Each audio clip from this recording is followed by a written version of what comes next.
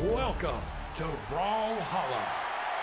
Welcome back, everyone. We are here with more Summer Championships live from Atlanta, Georgia. We were not lying last week when we said there was more action to be had. We are here with the 2v2 section of things now. Of course, going to be checking out Australia and SEA tonight as we head into some of the other regions tomorrow.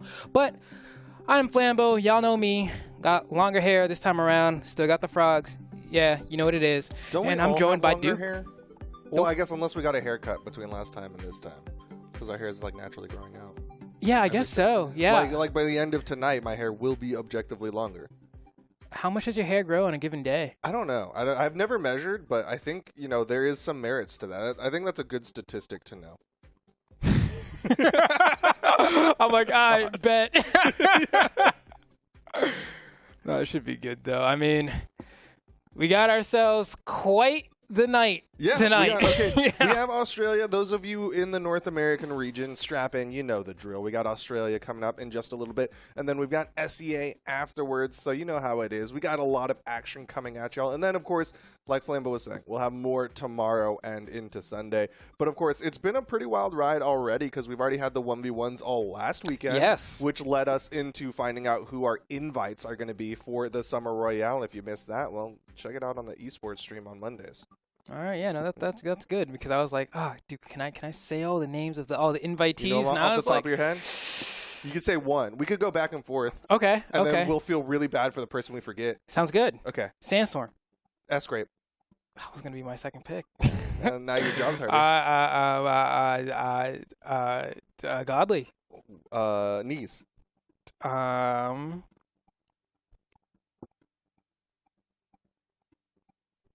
Who you got? I think I'm. Hold on. We got 2 regions left. We already cleared out EU. What happened in NA? Who did Sandstorm experience? Okay, kinda. Dude, you're back at me again. Yeah. Yeah, we're just gonna go next on that one. Wes. Let's go. Wes. You got who got third in NA? Come on, everybody collectively. NA. We'll all get Who together. Got third in Who got third in NA? Sandstorm. Who did Experience beat? Who did Experience beat? I'm remembering. Oh wait, if I go back to my predictions, who did I have? I had Sandstorm second. Luna didn't make it. No. Stingray didn't make it. No. Java? No. You sure?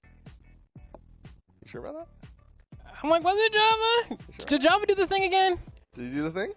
I'm going to just say he did the thing because you're making it seem like he might have done the thing. So Java, yeah. And if it wasn't Java, well, screw you, Duke. So now it feels extra bad for both who we forgot and Java really rubbing in his face. I'm like 90% sure it was Java who got that third place spot. But, of course, we're going into Australia now, and y'all are already doing the – okay, they kicked us off. We're back. We back. Y'all don't have to hype up the Terminus Battle Pass. And we're like, we did the bit. All right, production, we know. All right. Bidet versus Bread. On the other side, Raigundas and Duplicate. Raigundas and Duplicate currently the favorites of the tournament. They're coming in, I think, on the top side of we're on the top side of the bracket, but I think they came in from the top side of the bracket, if that makes sense. Is that how that name is pronounced? Bidet? I think it's technically Bidet. But, you know, I'm a big fan of Bidet. No, me too. Me too. Yeah, we're going to keep it. I don't care what it is. That's what it is now. We roll with that. Here we go, though. We're loading up into game number 1. This should be good. Granted, this is going to be, looks like we have a lot of familiar faces here, right? A lot of Orion on the screen, which is a great cross, of course, always a 2v2 staple.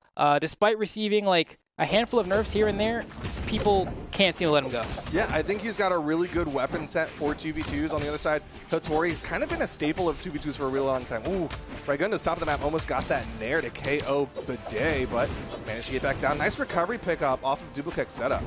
Okay.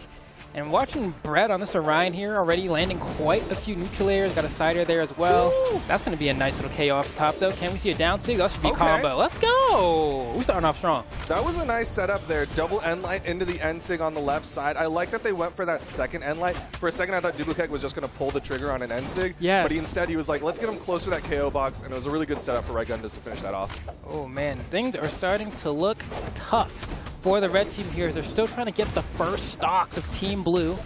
But Team Blue hanging on here. This could be it. Wow, I like the idea there. Still not enough juice.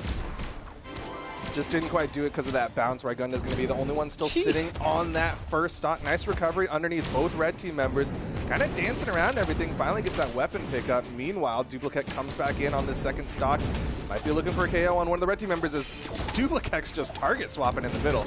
Oh man, Raigunda still has 3 stocks here. You can see they're trying to fish, trying to get that final blow, but look at the way he's weaving. That's gonna be a punish right there. Ooh. Double side sig, big value, almost a double KO. The high weapon toss here, you have to dodge it, but finds a way through that. Neutral sig not quite able to hit. Yo, Raigunda's with the deep fastfall as well, but a nice wake up from Bidet. Gonna take down Raigunda's. Meanwhile, Duplicate stuck in the 1v2, did not get caught at all. Okay. Here can't touch. Go. Man, this one's already looking pretty tough here. Wow. Hold on here. Side light gonna come out from Raigunda. It's not gonna be enough. This is looking a little bit dire here. No. It's all right. It is still just game number 1 in best of 5s. Plenty of territory for Bidet and Bread to make some adjustments. Okay, let's see. Neutral sig not gonna be enough.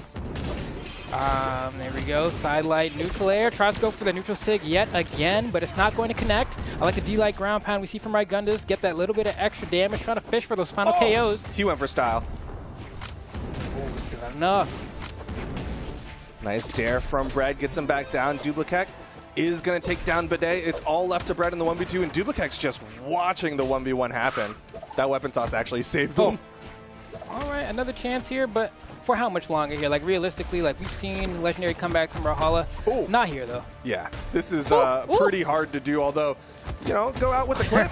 But it's going to be in favor of Raigunda's, the nair off the corner, and blue team takes game number 1. Okay, so Raigunda's a Duplicate. I mean, they held it down, bro. 600 plus damage from both members of the blue team. You look at the red team, 370-ish from both members, which honestly isn't that bad, but usually I'd see in an average game of 2s, you're kind of looking for maybe somewhere around the 450 to 500-ish, and then if you're hitting like 600, 650, it means you're honestly overperforming a lot of the times. Like, it's like, wow, you're really doing damage, huh? So gonna have to clean that up quite a bit. I don't think that first game was close at all, to be honest, but that doesn't mean that the red team doesn't stand a chance. It just means that they're gonna have to play their hearts out a little bit more. Yeah. The theoretical optimal amount of damage to 3-stock someone is 450 damage. Put that in a 2v2 environment, that's going to be 900 damage. So generally you want to see both teams add, or both of the players add up to 900 damage roughly. Usually it'll go up to like 1,000. So if you're only putting out 370, your teammate has to pick up that slack, bring it closer to that 1,000. When you're both putting out 300, you better be getting those offstage KOs. Yeah, you really got to find the quick and early ones if you're going to have low damage values, which is a perfectly fine way of playing the game, but it's not what we're seeing from the team here as they're trying to keep themselves alive. But it's been tough. I mean, I love the weapon throw here we're seeing from Raigundas. Almost gets the extended weapon throw. Gets the gravity cancel D-like ground pound after forcing out the recovery on the blasters to go ahead and secure that KO. That was such a clean edge guard on the right side from Raigundas onto Bread. Meanwhile, on the left side, Duplicate cleaned up that stock on Bidet. So now blue team with just a massive advantage. Duplicate was the healthiest, but ended up getting caught a little bit by his teammate there. Okay, let's see. falling there. Duplicate staying relevant here. Raigunda's also, man, it's so tough because whenever you see a scenario like this, oh, that's a beautiful conversion there. Okay, cool. They were able to pick one up. I was gonna say, like, it can be really tough when you're behind and you're unable to really mount that climb back. You'll see like these separate 1v1s happen when you're behind, and it's clear that the other members of the other team are just better in the 1v1 scenario. So it really means you need to lean on your teammate more. And I was scared that we weren't going to see that happen with the red team making some things happen, but they're still quite behind. Yeah, I mean, they managed to bring this one back, so it's looking a little bit better than... Oh, what an interrupt coming out from Bread, actually catching both blue team members there. The fact that they haven't lost these stocks is pretty solid for the red team right now as the recovery connects for Bidet. The red team brought this one back. Need to interrupt that with the neutral sig as well. That's a very confident one. Another one gets sent flying, and now we're seeing potentially the turnaround that we're looking for. No edge guard. That should have been it. I thought you were going to see some coverage from the teammate there coming out with the ground pound to secure the knockout, but no. But with that said, Duplicate. Combo. Oh, but dang, dude, his target picking has been on point. Nice sidelight there, tries to interrupt, but unfortunately not going to keep Brett alive, but still, Bidet holding down the lead for the red team. Okay, this one turned around a little bit, right? Gunnis and Duplicate on the back foot, but barely. We're going to see how long that's going to be the case, though. Bidet trying to stay relevant, trying to dash in, throwing the weapon to try and get an interrupt. Yeah, just trying to do what he can to just get some sort of hitbox over there, help out Brett in that 1v2 situation. The down airs, Bidet is going to come back in, but Brett, can he survive the edge guard? That's the question. The respawn's coming in, trying to buy time, gets caught by the ground pound. He's not going to be able to make it back, and Bidet could just not come in time to help. And this is probably where it all falls apart. We're going to see if the 2v1 can happen here. I mean, Cross definitely hits hard enough. You land a side stick on the corner on Raigundas. That actually should be enough to KO, but how are you going to find that opportunity? That's one, but that's from center stage. Need it in the corner. He's still putting out some good damage, but he's also taking a lot of damage here. Nice recovery. Got the wall touch there. Duplicate really wants to go for those slide charge unarmed side heavies, and Bidet is swinging right now. Oh, the team KO from Raigundas! Bidet is now back onto the stage. Oh, wait, hold on. This might be exactly what Bidet needed.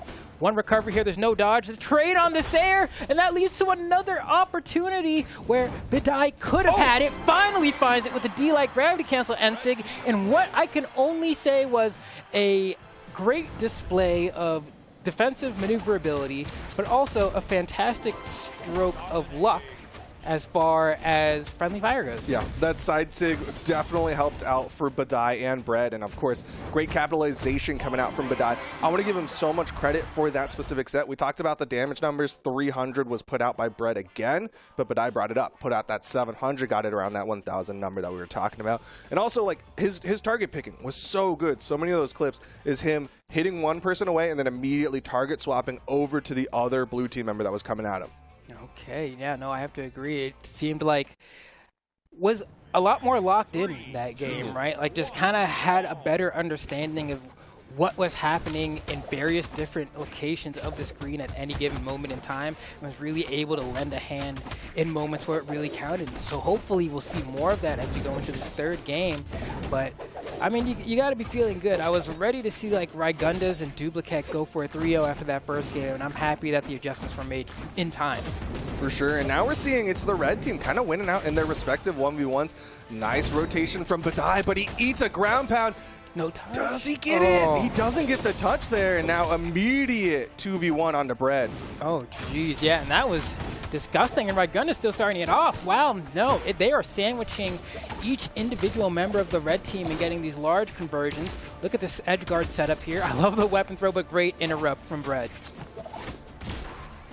I mean, it really feels like the red team has 1v1s where the blue team has 2v1s, and those 2v1s, oh my gosh, maybe they just have everything, because right now, Bidet is struggling off stage against Raigundas.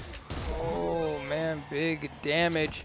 And Raigundas, I mean, we saw this before, right? Sitting with 3 stocks. There we go. The recovery from Cross is going to be enough. But had that been another character, I think Raigundas might have been able to squeak out of there. So good awareness from Bidet to go ahead and close that one out. This team needs to make a comeback. Look at these, the 2v1s we were talking about, right? Sometimes it's real tough, these team combos. I know, they just get so many conversions. It's just like the tiniest hits, and the other teammate is always ready between these two blue team members.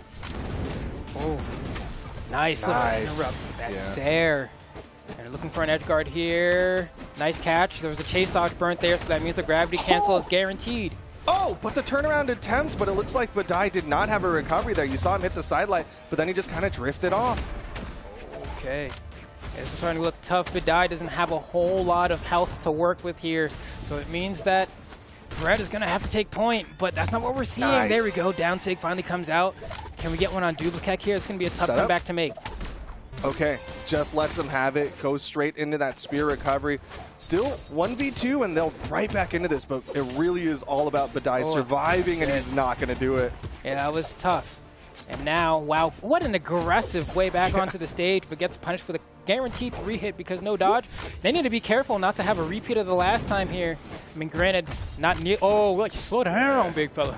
They like to get real cheeky when they're in this 1v2 situation. It definitely worked a lot better for Badai and Bread last time, but there was a lot more health to play with in that last situation. And nice end sig from Duplicate's going to put them up 2-1. Okay, yeah, I mean, it's interesting because I still feel like as far as 2v2s go, Ragundas and Duplicate def feel like they're playing 2s more. Yeah. Right? Whereas, you know, Badai and Bread, they're hanging in there. Sometimes they have like a pretty decent string or conversion, or they help each other out with a weapon throw, but it never really feels like they get the handoffs as seamlessly.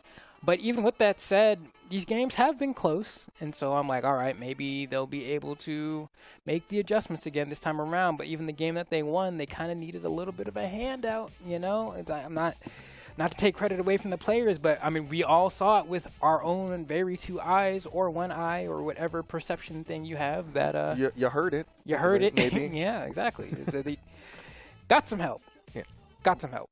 Just a little bit of a misstep when Ragundas took down Duplicate, but we'll see if they can kind of recreate that magic, that situation. Because I think Brett and Badai have it in them. I think they have that potential to at least take this to a game 5. And I agree with you there, because there was a moment in the previous game where we saw that like Badai and Bread had a 2v1 combo, and Badai actually just left and let Bread get the combo, and it was great awareness because Badai was in the super dark red. There was a teammate responding from the opposition that could have easily punished him and taken the stock right there. So I was like, you know what, I'll let my partner have it. And it's those kind of short decisions that will make the difference in the long run. I mean, look at this. This is what I've been waiting for the entire time. Can we get more of that? Yeah, you can see KO there, a little bit more of a focus on that team play coming out from this red team, right? Badai trying to make those rotations over, trying to pressure Ragundas here, but he's leaving Duplicate open to come back in and punish him for it. Oh, okay. So this, a good weapon throw. I think we should go for 2v1 edge guard Nice here. dare. Perfect. Yeah, that's exactly what we needed to see. Oh! Wow, try to save him. Beautiful Nice. reaction time.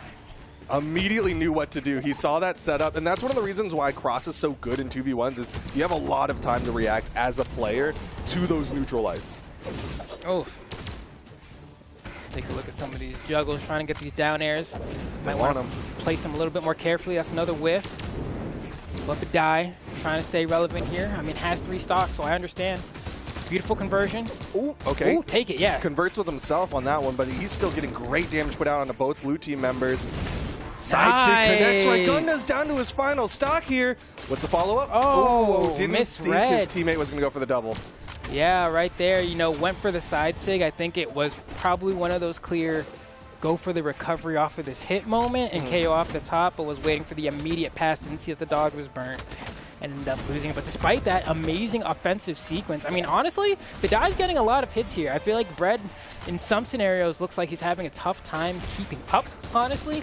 A little bit late to follow up on the conversions, but when he does get them, they do massive amounts of damage. He's definitely had his moments, right? I'm thinking about that initial stock where he got that pickup dash end sig, right? So he's definitely had some solid moments. I like it. Sig.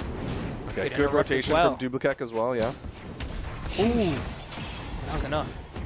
Okay, final stock for Badai, but I mean, look at Ragundas, right? You sneeze on Ragundas, and he's gone, so get that Kleenex ready.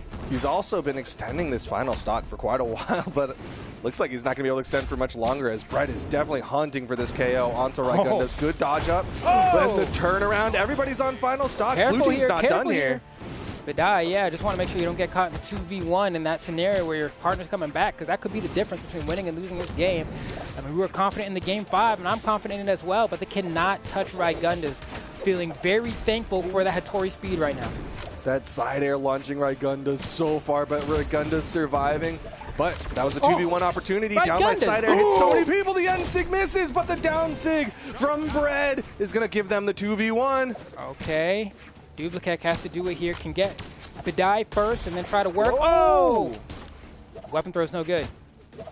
Nice. Exhausted recovery. Weapon throw as well into the sand. Oh, what a big drop. Way. No punish. Oh!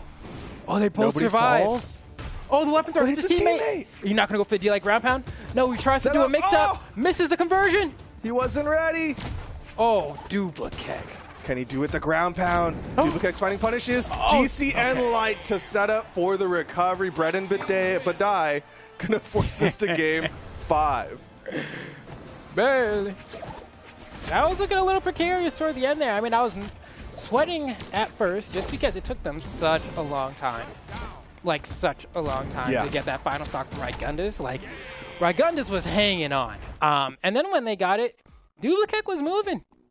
Doobie was moving. He was going left, right, picking up this weapon, punching this, doing like these diagonal weapon throws on the people standing at the corner, picking them up, hitting them. I was like, dang, all right, like, you really want this, huh? But looks like they had to force the Game 5 scenario, which I'm all about. I love me my Game 5. I love me players being better players to stay relevant in this set. And so we'll see if this ends up being a body bag or if it'll be another close one like the rest of them. I mean, based off of the way things have gone before, I'm inclined to believe that it should be close. But I will say that in all the games so far, a team has had more or less a pretty established lead. Yeah. And then, you know, aside from that one game, a team that's in the lead tends to come out on top. There haven't been too many dramatic, like, in-game position swaps, really. Yeah, exactly.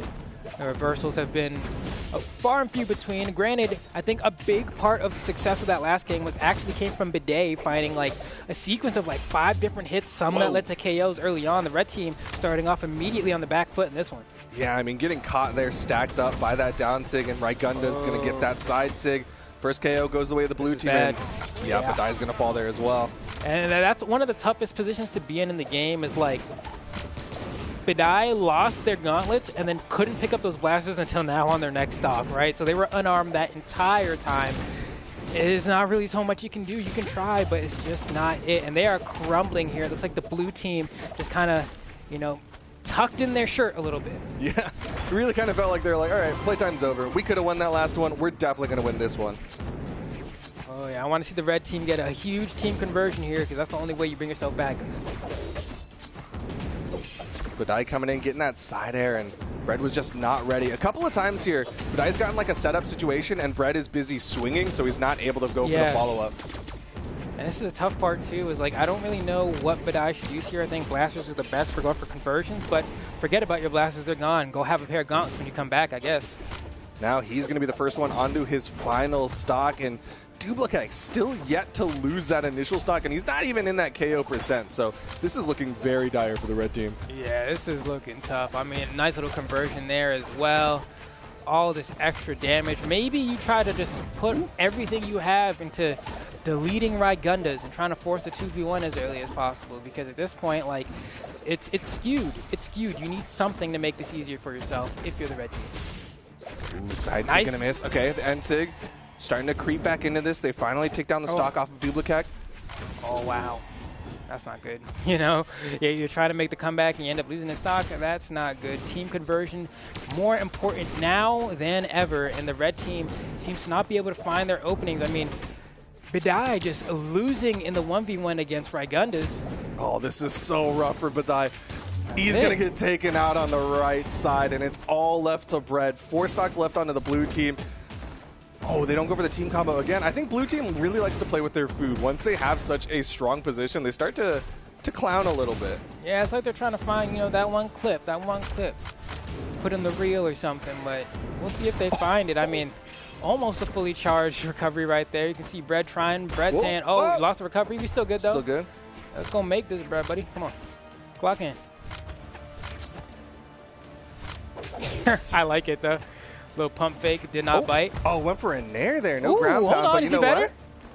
what? No, Oh. not able to get away with that one. Okay. Ooh, he's trying to cook. Let him cook. Hold on. No, get hit by that. Get hit by that. I'm trying to see it. Who's going to get the clip? Is it going to be Bread? Oh. Is it going to be Ragundas? Is it going to be Duplicate? That's one. All right, Bread. Finish the clip. Nice try. Tried to get him. Uh-oh. The no movement mix up. The weapon toss. Ooh. He's too healthy. Oh, on the wake up. Imagine they threw this, though. Imagine. Oh, double. Okay. Something? One. Nope. Nope. Didn't ledge cancel. Nope. Try again. Nope. Nope. Nope. Wait. Oh, okay. Just Falling missed 5 side. moves into a... It's like, oh, you'll get him one day. But Go not back, to this the, one. go back to the lab. Got to practice those double down lights there. But either way, blue team going to close that one out 3-2 over Badai and Bread. Duplicate and Ragundas, I believe they're going to the grand finals. Yeah, that was a fun little set. I mean, Ragundas with 5 out of 6 KOs in that last game. So that kind of goes to show you what happened there. It really decided, you know, if these stocks are going to go, I'm going to take them. But granted, it was about 550 plus damage-ish from both players, so good spread on that end. I mean, 254 from Badai. I think that about tracks in terms of what we saw. Felt like Badai was really struggling to connect blows just at all. Yeah, I think that really showed in the accuracy on the light attacks. It was like 29% on the red team and then 41% on the blue team. So they were definitely like hitting more. And the number of attacks thrown out was relatively even, 151 to 153. So it really was like blue team is hitting more frequently in neutral, which was setting up for more follow-ups. So that's why you see that number kind of just exponentially increase, I think. There's a word for that. Yeah. Yeah, you know what I'm saying. Whether it's exponentially, multiplicatively, linearly, logarithmically. Ooh, quadratic. Quadratic. That's good. Constant time. Oh, okay. You know.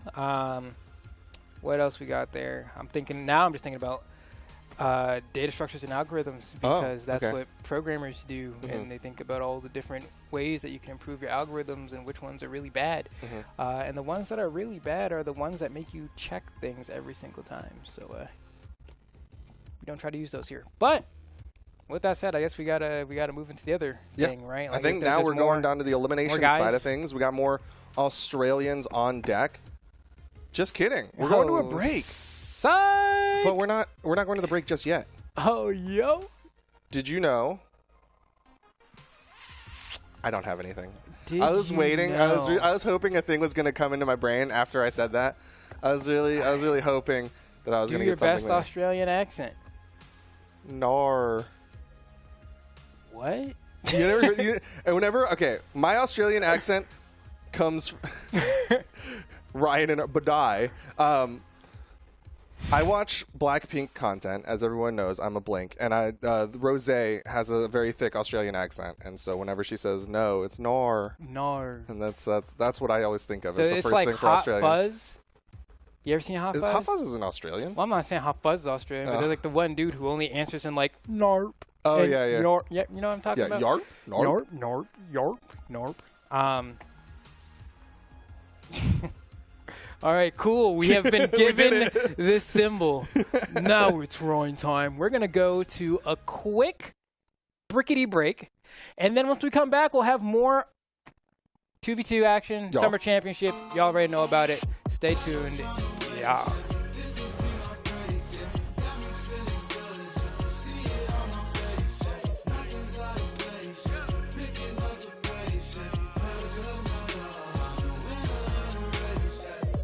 Plan, word on my hands, you can't deny it, you know I'm the man. Count up an M, run up the bands, did it before I could do it again. Style and profiling, I'm setting the trends. Late to the party, but it never ends. I'm making back every dollar I spend. Keeping it real, I can never pretend. Soon as I say go up all the rodeo, call me an angel, look up in my halo. I put some heat on the beat, I'm Fuego. Everyone know what I bring to the table. You know that I'm in this for life. The real ones, they stick to my side. I'm about to be ready tonight. Don't mean to be killing the vibe, but I got no time to waste. This will be my break. Got me feeling good. You can see it on my face. Acting's out of place. Picking up the pace. Pedal to the metal. I'm the winner of the race.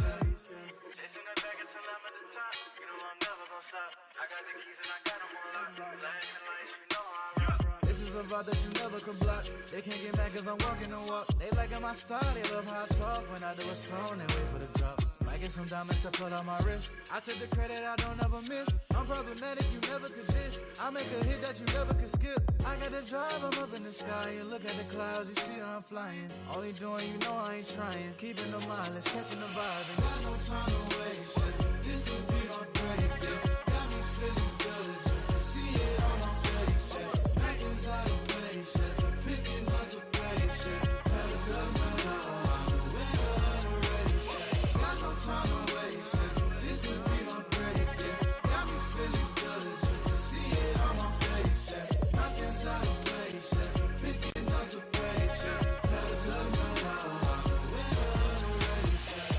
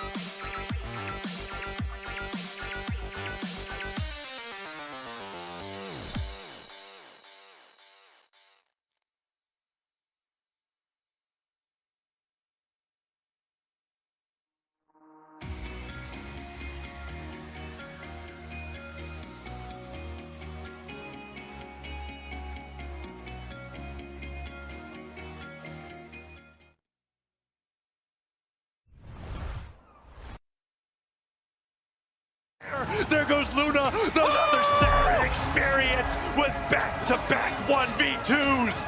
3-0s, Luna and Pugsy. And he still has a chance to get the W! Are you kidding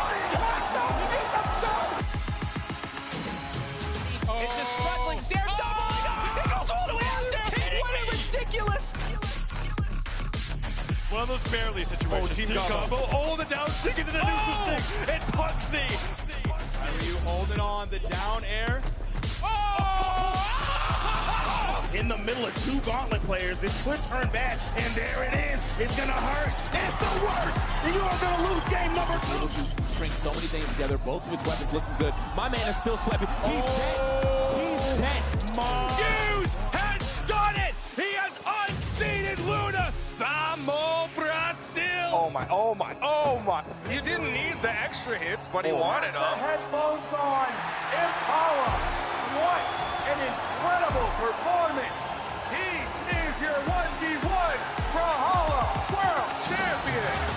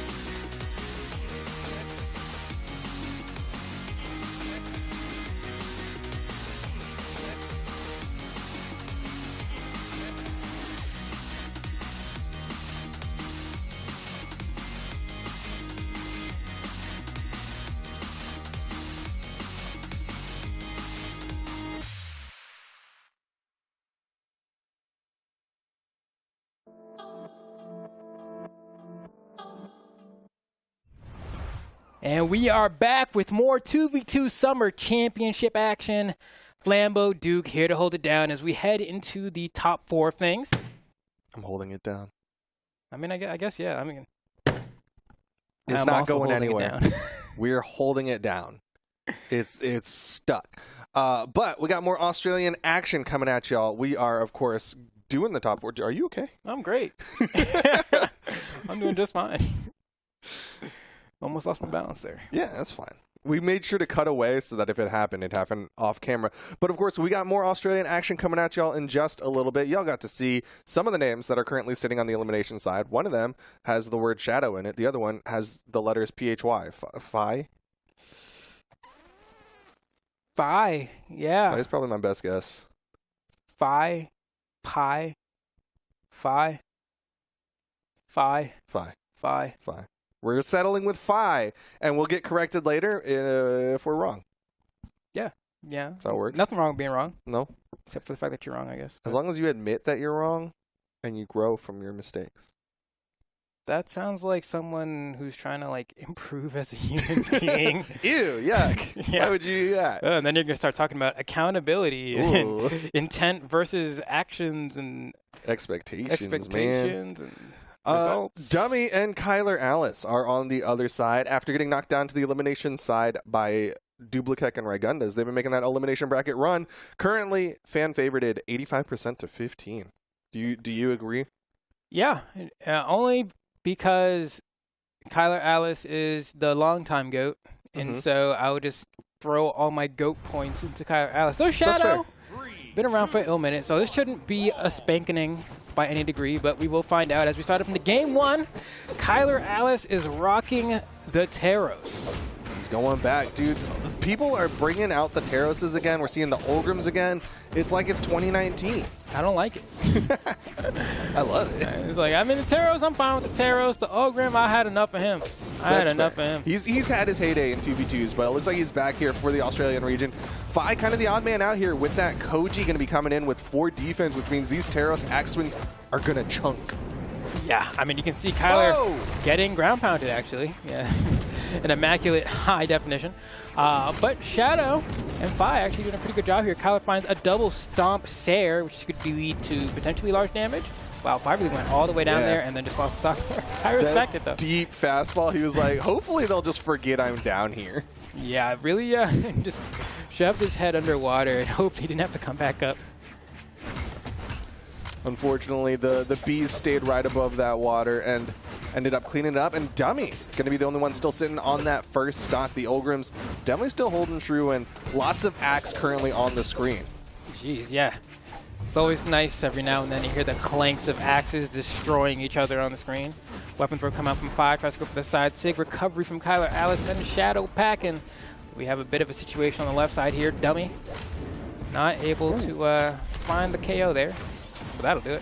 Yeah, nice down sig there. Phi deep red. Dummy's looking for that single swing. Might be a side air, but Phi coming back up, hits that recovery. And you saw him try to set up off of the Shadow neutral light. All right, another recovery from Dummy. Been finding quite a few of those. They just haven't been hitting quite hard enough. But Kyler Alice, wow, once again, deleted from the game here. And Shadow almost gets that conversion with the recovery. A little bit too shallow on it. Had the right idea. It's going to be a close one. Yeah, Kyler Alice honestly kind of getting taken out pretty quickly compared to his teammate. You see the blue team might actually just have the opportunity to focus him down, but again, the big hits from these axes. Uh-oh. Shadow still gets up, but Dummy with the ground pound. Shadow got the touch, but Dummy's just going to keep ground pounding here. Keep doing it. Oh, gives the chase dodge. Oh, no. Shadow just takes out his teammate on the left side of the map. He still gets back, but Dummy going to deny it with that down air. Yeah, that one was that was a bit unfortunate, but like I've been there. It wasn't gonna. I don't know how much prettier that could have looked, to be honest. The situation was kind of scuffed from the jump, and so like maybe there's a world where he gets back to stage and doesn't get ground pounded by his partner, but it was already like a lot of options were being covered there. It was a tough spot to be in. So I don't. It was a dire situation. Like I don't think it was that tragic as much as he just didn't have more time to play the game. But also, like, you know, every time your teammate takes you out, you just kind of, like, Like, bro, come on. Bro, I'm right there. That was the only place I could go. are you not listening on comms? No, I deafen when I'm playing twos. Actually, I deafen when I'm playing anything. I mean, that's me playing most things as well. I don't have chat activated because, woof, those mouths be filthy. But with that said, I mean, look at Shadow. I mean, Shadow's axe has been looking pretty crispy here. Kyler rocking the hammer, though. I want to see what he can do with this, just because you don't get to see this weapon very often. Yeah, I mean, we saw him get a down air. We saw him get a stomp side air. Ooh, tries to follow up there, but the bounce coming out from the N-Sig from Dummy makes it kind of awkward for Kylie there. And Fi was ready, but all he got was a down light. Okay. That's going to be the first stock the drop axe from helped Fi. him. I think Kyler has one here. No! Oh, that was your teammate. Okay, hold on. Air dodge back. All right, we all good. Nice little pickup here from Shadow as well. Side light side air. Yep. Dummy going to clean that one up. Fi stuck in the 1v2, but actually got knocked out of it by that side air. Oh, going off stage, trying to get some aggressive sayers. Looks like everyone's going to get back unscathed. Jeez, big chunks from Kyler, though. The damage is adding up. Red team still have both of their stocks. There should be one dropping right there. Can Kyler get back? Exhaustion recovery is enough to trade. Doesn't matter, though. Doesn't really pick up the best option of getting back to stage from there, so gonna lose the stock for it. Oh, and Dummy actually got away from that true combo there. Shadow had the side light dare attempt, but unfortunately just wasn't able to pick up that down air. Could have been a bad spot for Dummy, but gets to hold on to this stock. Nice dare. Shadow's in trouble. Right side, nice. Dummy wants the edge guard, but the recovery from Kylie, that rotation. Okay, so keeping things fairly even here, honestly. Kyle's going to get a pass over there. No follow-up from Dummy. Still chasing with these nairs, though. Is that going to be it? No. Man, this is pretty haphazard, honestly. Yeah, it's swapping a lot between like these short 1v1 bursts and do like a quick team combo and then back to those 1v1s. Kyler going to fall on the left side. Just a trade out with Fi. But still, blue team, they have a real possibility here. Light recovery, not enough juice. Fi getting unanswered hits, though. Oh, my goodness. And another conversion as well. Nice follow-up off the stray hit as well. Good fastball. Ooh, great nice punish. Jump grab back, yeah.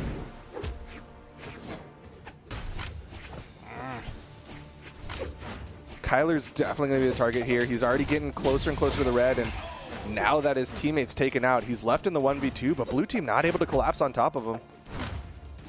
All right, and Kyler's sticking with this hammer right now, too. Brave. Let's see if maybe he's able to get a stomp, get someone off stage. That's what that hammer's great for. If somebody wants to play with them right now, it could be great bait. Ooh. Covering the corner and the jump. Shadow with that down signature. Now Dummy just eating nairs from below. Set up. Pass.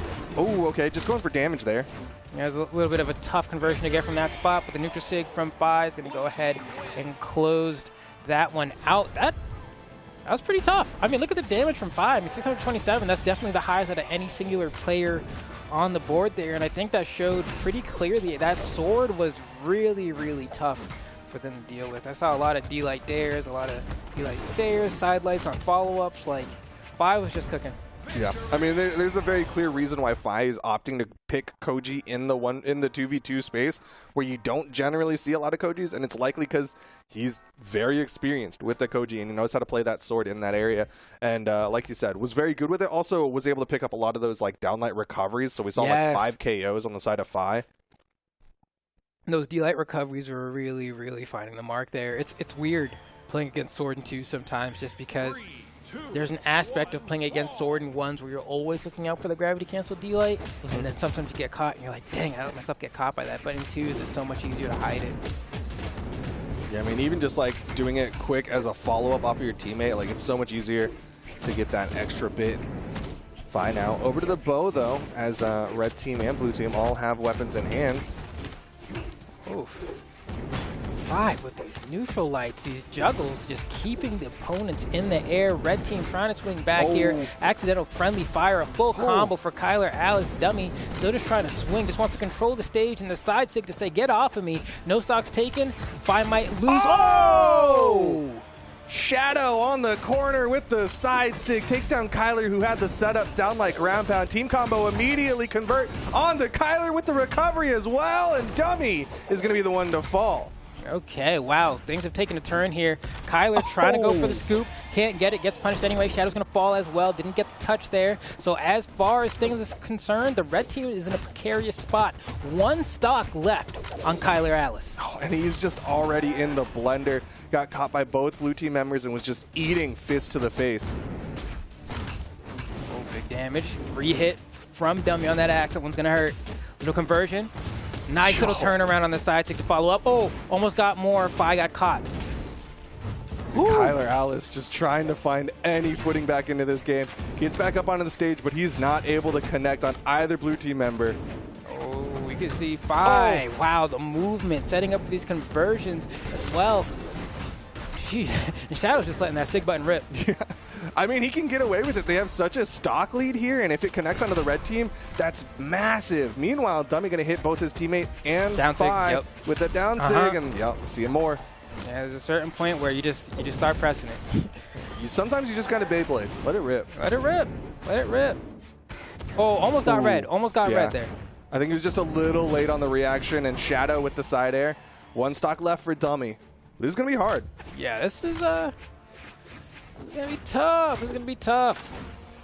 Especially, we already know how they can convert. Can you even get a weapon? Looks like the answer is going to be no for a while here. Dummy in the corner. Fi tries to go for that down SIG.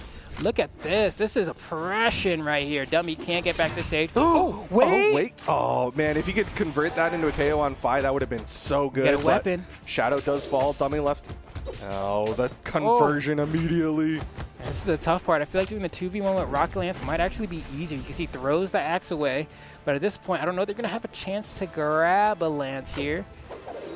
Dummy just trying to find a way in and around. Okay, yeah, keep getting them to hit each other, but the down SIG of truth will always set you free.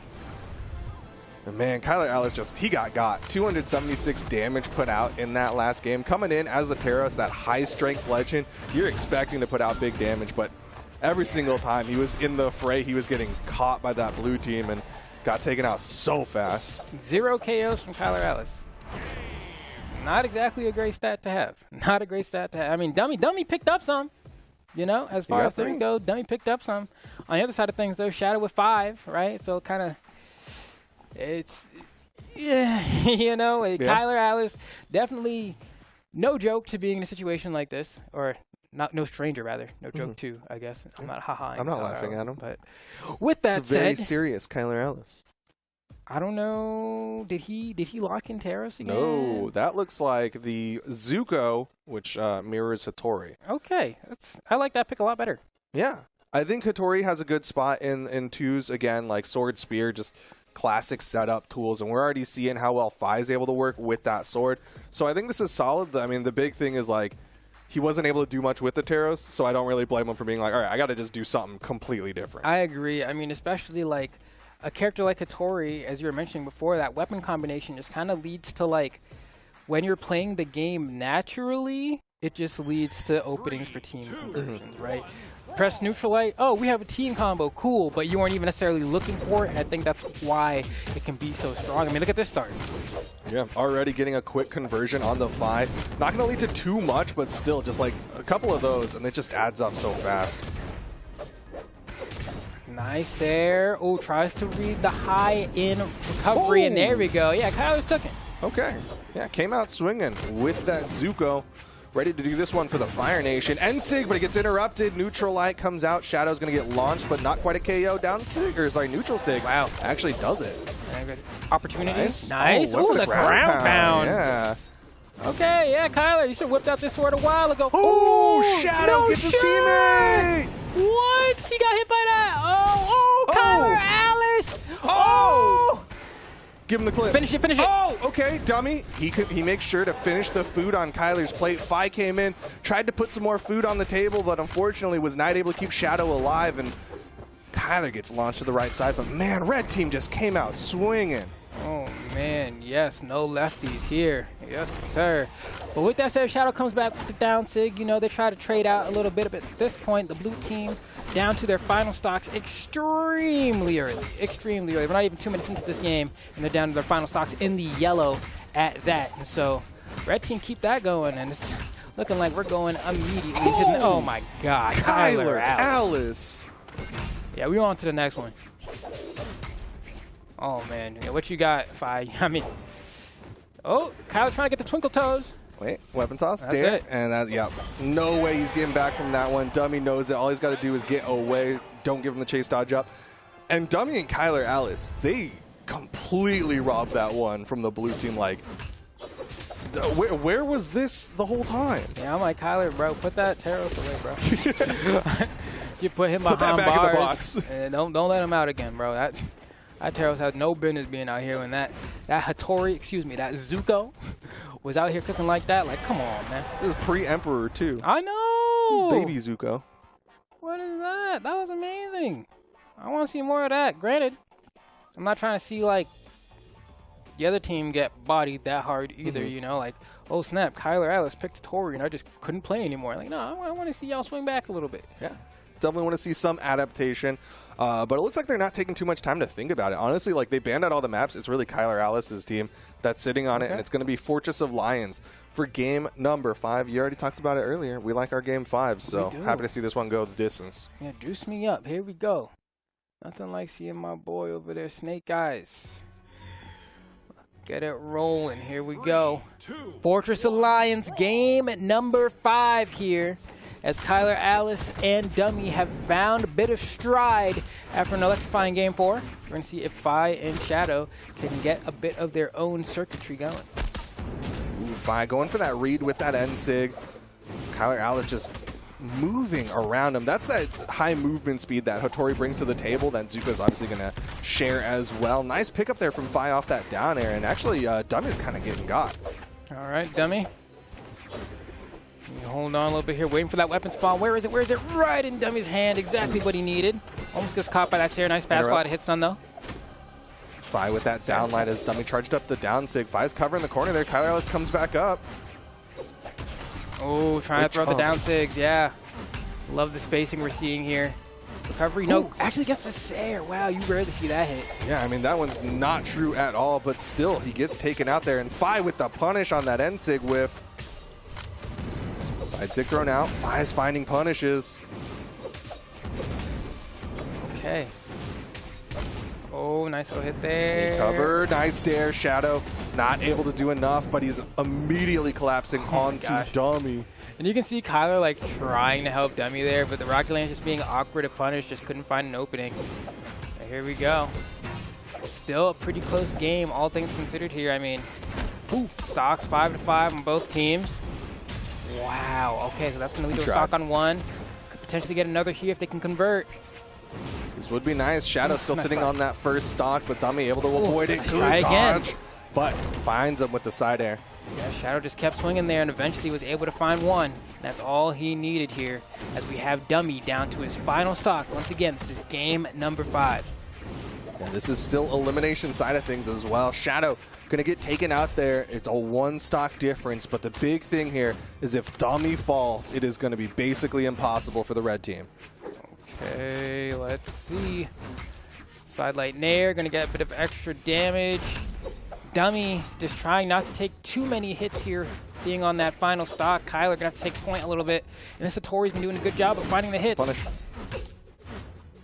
Oh, no punish on that. Dummy just trying to buy time, gets caught. Surprise. No swing. Yeah, I thought the recovery's going to help him out there. All right, nice. Kyler coverage on the right side, left Big side. opportunity. They want it. The side air. Does he have the movement? Oh, he didn't line it up right. Recovery thrown out. Oh, Kyler can't cover, but he still picks it up. I was a little worried there. He should have gone out there a little bit earlier. I think he recognized it as well, but was still able to find the conversion. And now this is exactly what the red team needed. Blue team on the back foot here. Kyler able to weave around, but Dummy especially needs to watch out. Yeah, cannot get caught, especially because Kyler Alice is 1 good hit from getting taken out. Yeah, that neutral light's going to do it. Dummy can't touch. I got spooked. 1v2. Kyler Alice with the Hattori. Can he do it? All right, and a sword as well. I think it's definitely possible with the speed of Hattori as well. We've seen Kyler go off stage for some very aggressive edge guards. Look at all these unanswered hits he's getting. This is very possible. We're going to see if Fi and Shadow don't crumble here, but look at this Hattori, man. This but he got you have caught. to KO here. Oh, the fast fall down. I think he had to stay in the air for that recovery follow-up. But either way, Kyler Alice took a lot, and the N-Sig will finish it out 3-2 in favor of Fi and Shadow. Okay. you have it. Kyler, Alice, and Dummy gonna go ahead and punch their ticket into what? That's 4th place.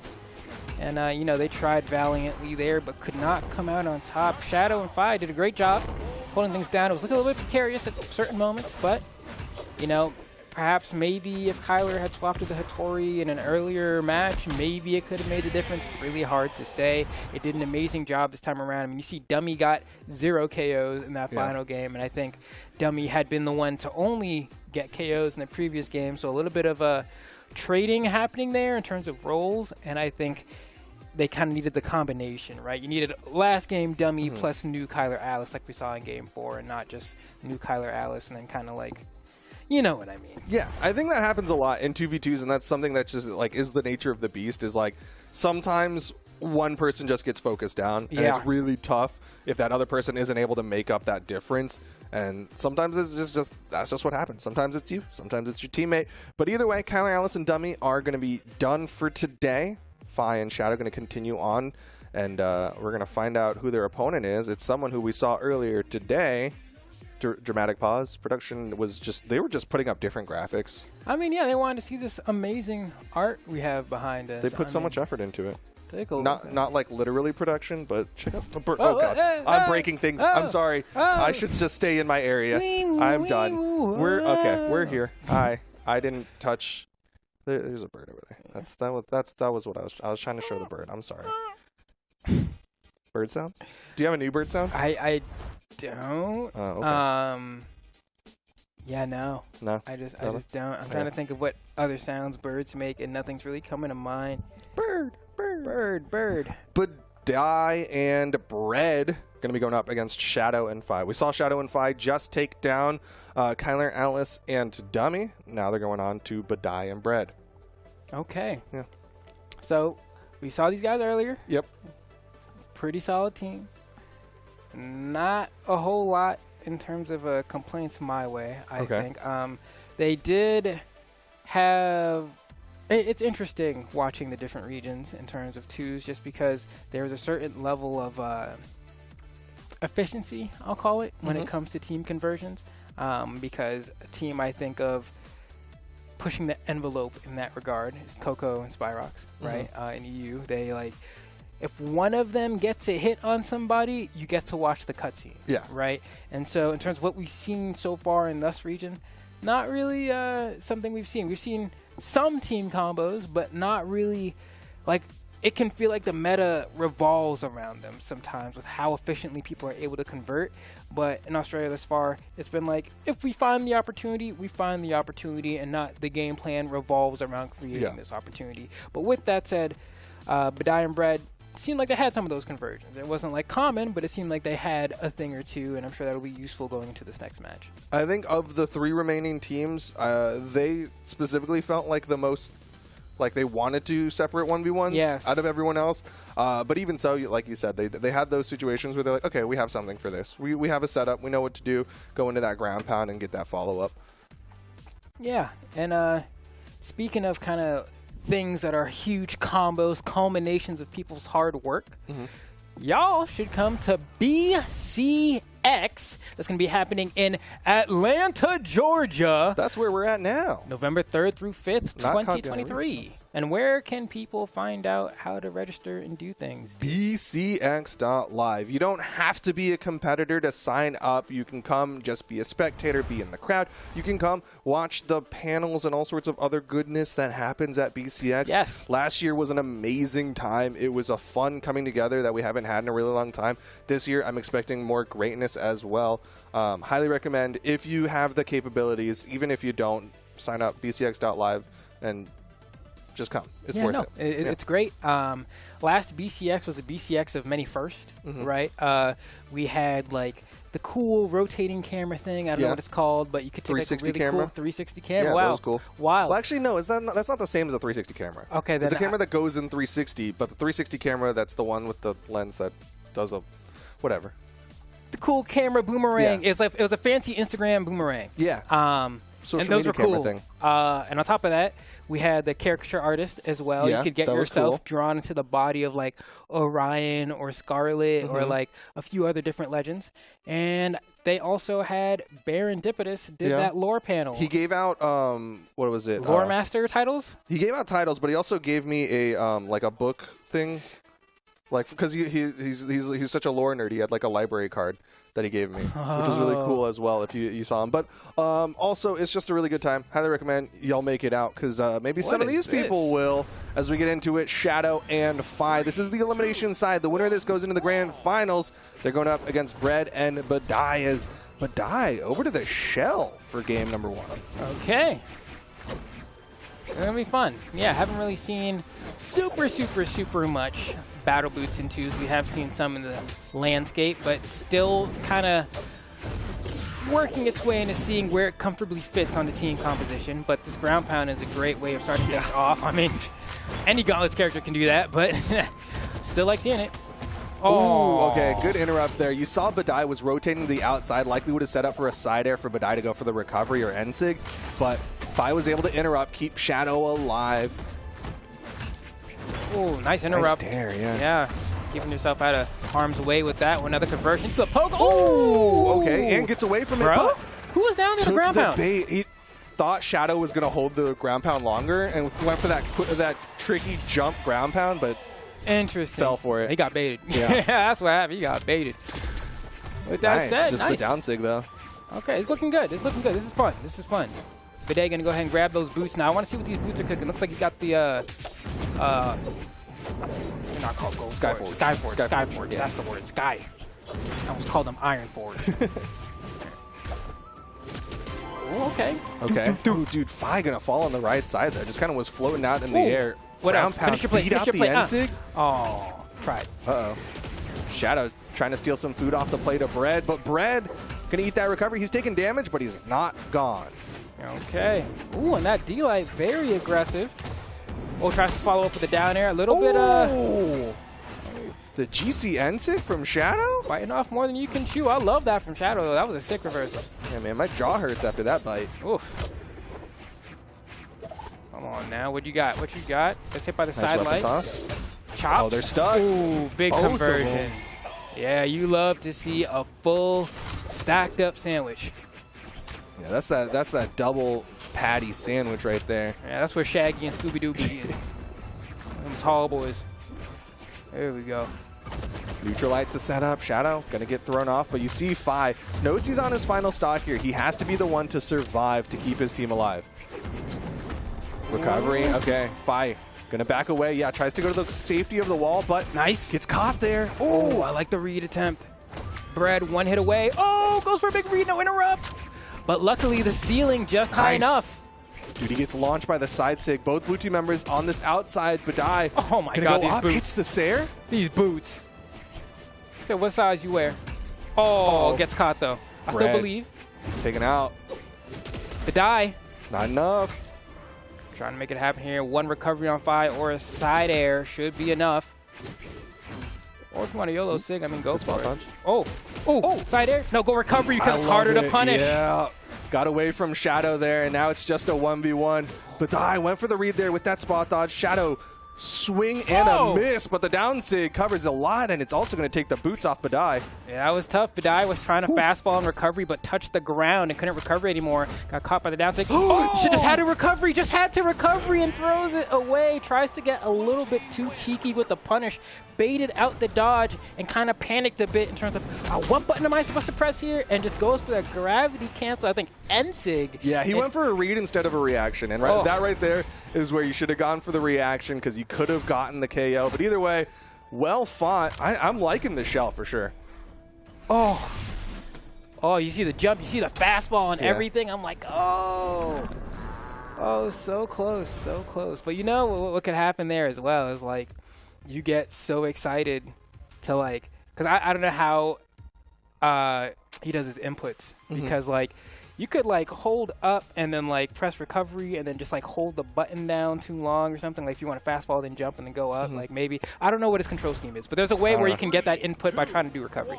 That's all I'm trying to say. Yeah, sometimes you press a couple other extra buttons, like you, because there's that gravity cancel forgiveness, right? Where you like, if you interrupt the startup of your dodge, it'll end up being a gravity cancel. Maybe that's what happened there. But either way, we're on to game number 2.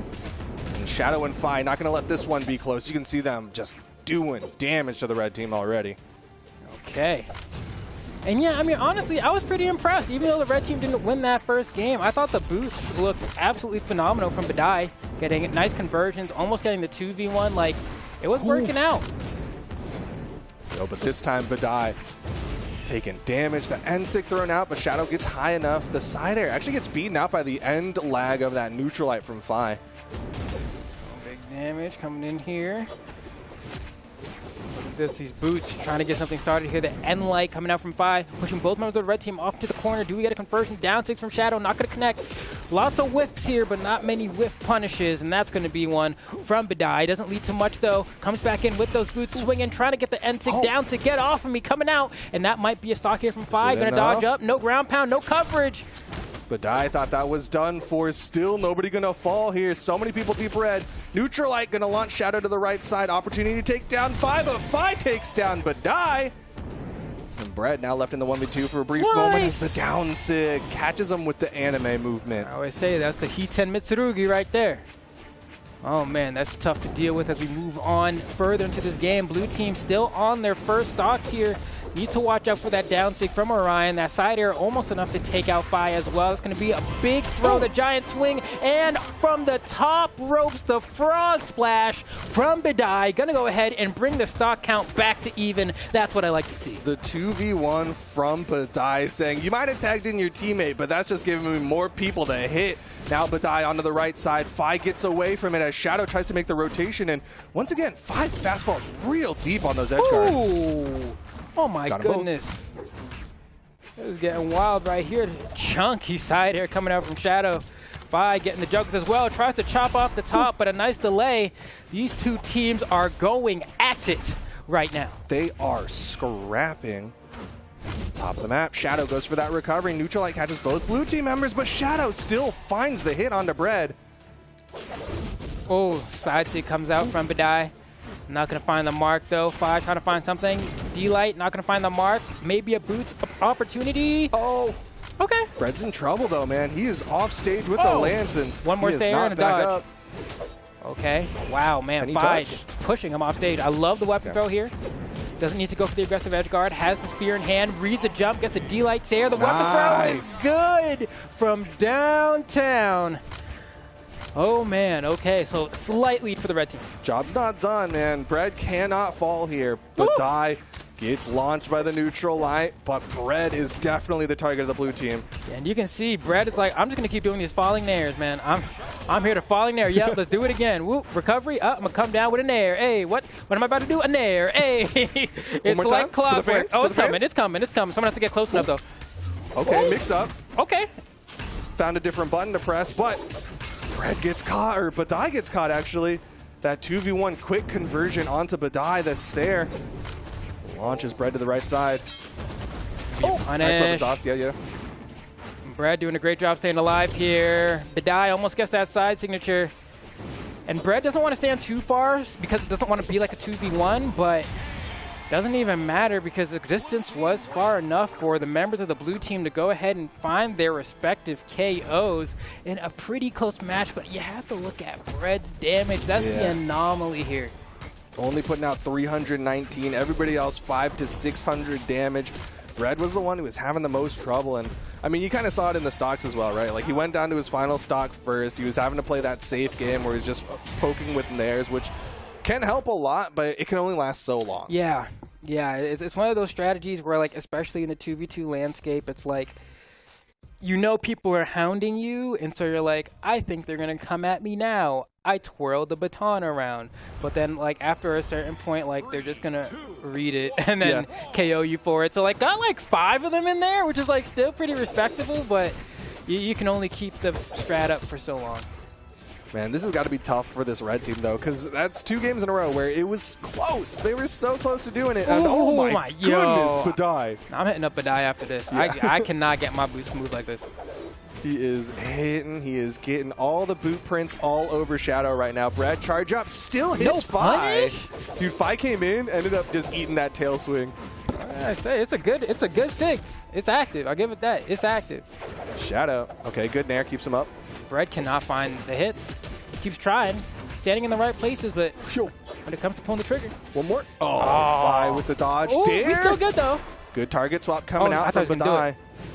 Down air. Wow, do you see that? Jumping. Dash cancel landing into side sig. Jump scare. Good pogo, Bread. Gonna get past him. Nice and save. the save onto Badai. And Badai's right in there. Yeah, immediately back up looking for side airs. So who wants some exhaustive recovery on the second hit as well? Yo, Badai. He is out here with these boots. He's like, bro, just sit in the back. Just sit in the back. I got this, bro. Just sit in the back. Badai is taking points. He's chilling. 2 exclamation points. Gets up. Gets the ledge cancel dash for the weapon pickup as well. Oh. Imagine. Yeah, if that set up for Bread for the KO, that would have been so nice. Okay. Badai gonna eat some damage here. Yeah, but that's still his first stock. It is. They're trying to 2v1 Bread, it feels like now. It almost seems like they're trying to ignore Badai altogether. Like, you know what, let's get the Orion, bro. I mean, that's what happens, right? Like, when Badai is so deep red, you can kind of just hit him with the Sair, and even if he doesn't get KO'd, that gives you time. Ooh, Meanwhile, Bread eats the ground pound, eats the weapon toss. Badai gonna fall early. Oh, this is bad for the red team. Yeah, I think that's exactly what the blue team wanted, right? Let's go ahead, work up on Bread, force Badai to feel like he has to come off stage to help him, and then get him too. Yo, can he get both? Nope. Imagine. Blue team gets away from it. He does really like to go for that, I think that's the active input sidelight into a chase dodge ground pound. He likes to do that a lot.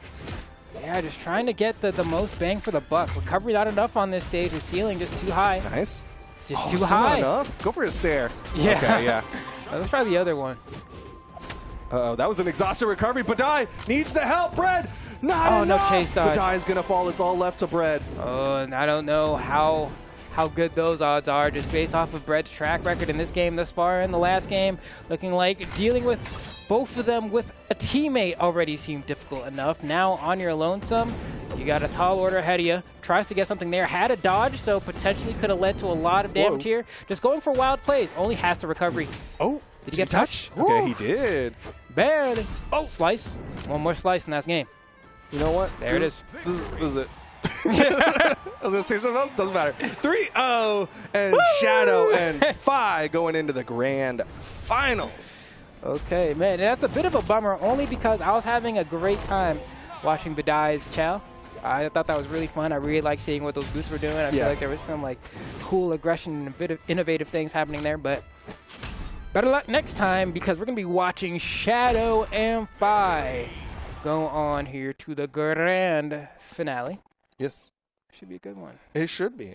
They've obviously had to make a little bit of a lower bracket run. We've already seen them win 2 sets to now come up here into the grand finals against Dublikek and Raigundas. And like you said, it's going to be a good one. Yeah, Dublikek, Raigundas, Dublikek.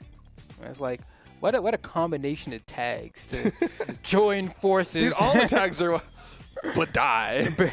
Badai. Bread. Brett, I feel like Brett just like I mess with cars, bro. Like I don't know. I think Brett's chilling. You got Bread and Dublikek. I'm like, are these things? I don't even know. Raigundas, Dublikek. I feel like somebody just like slammed their hands on the keyboard. We're gonna find out after this break though, because I think we're gonna take a short little break. And when we come back, we'll be bringing you the grand finals of the Australian 2v2s here for the Summer Championship. We will be right back.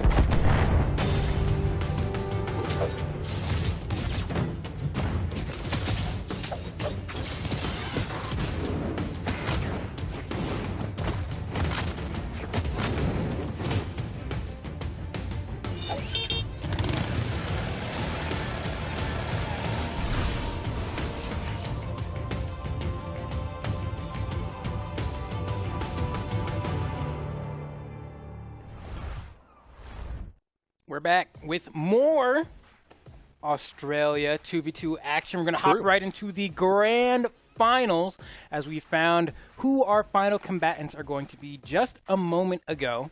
And now we're going to watch them duke it out. Yep, we're going to see them fight in our grand finals.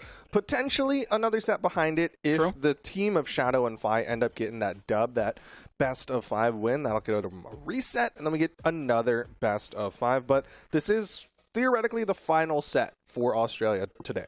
Yeah, and should be a good one. We just finished up watching Bidai and their teammate. Yep, Bread. Go at it. Bread. Yeah, young boy Bread. Rip Bread. He must have been the heel of the bread. What kind of bread do you think he is? Rye. Okay.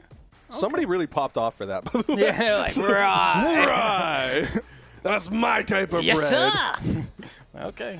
Get that gluten-free trash out of here. Rye All right, bread. well, is you can say rye bread is mid in my ears, but somebody really You know what popped kind of for bread it. I think it was? What? Challah. Challah bread? Yeah. Oh, okay. Yeah. You know what we're playing right now? Brawl. Challah. Hey, game 1. Best of 5. Grand finals. Raigundas versus Dublicek on the upper side of the bracket.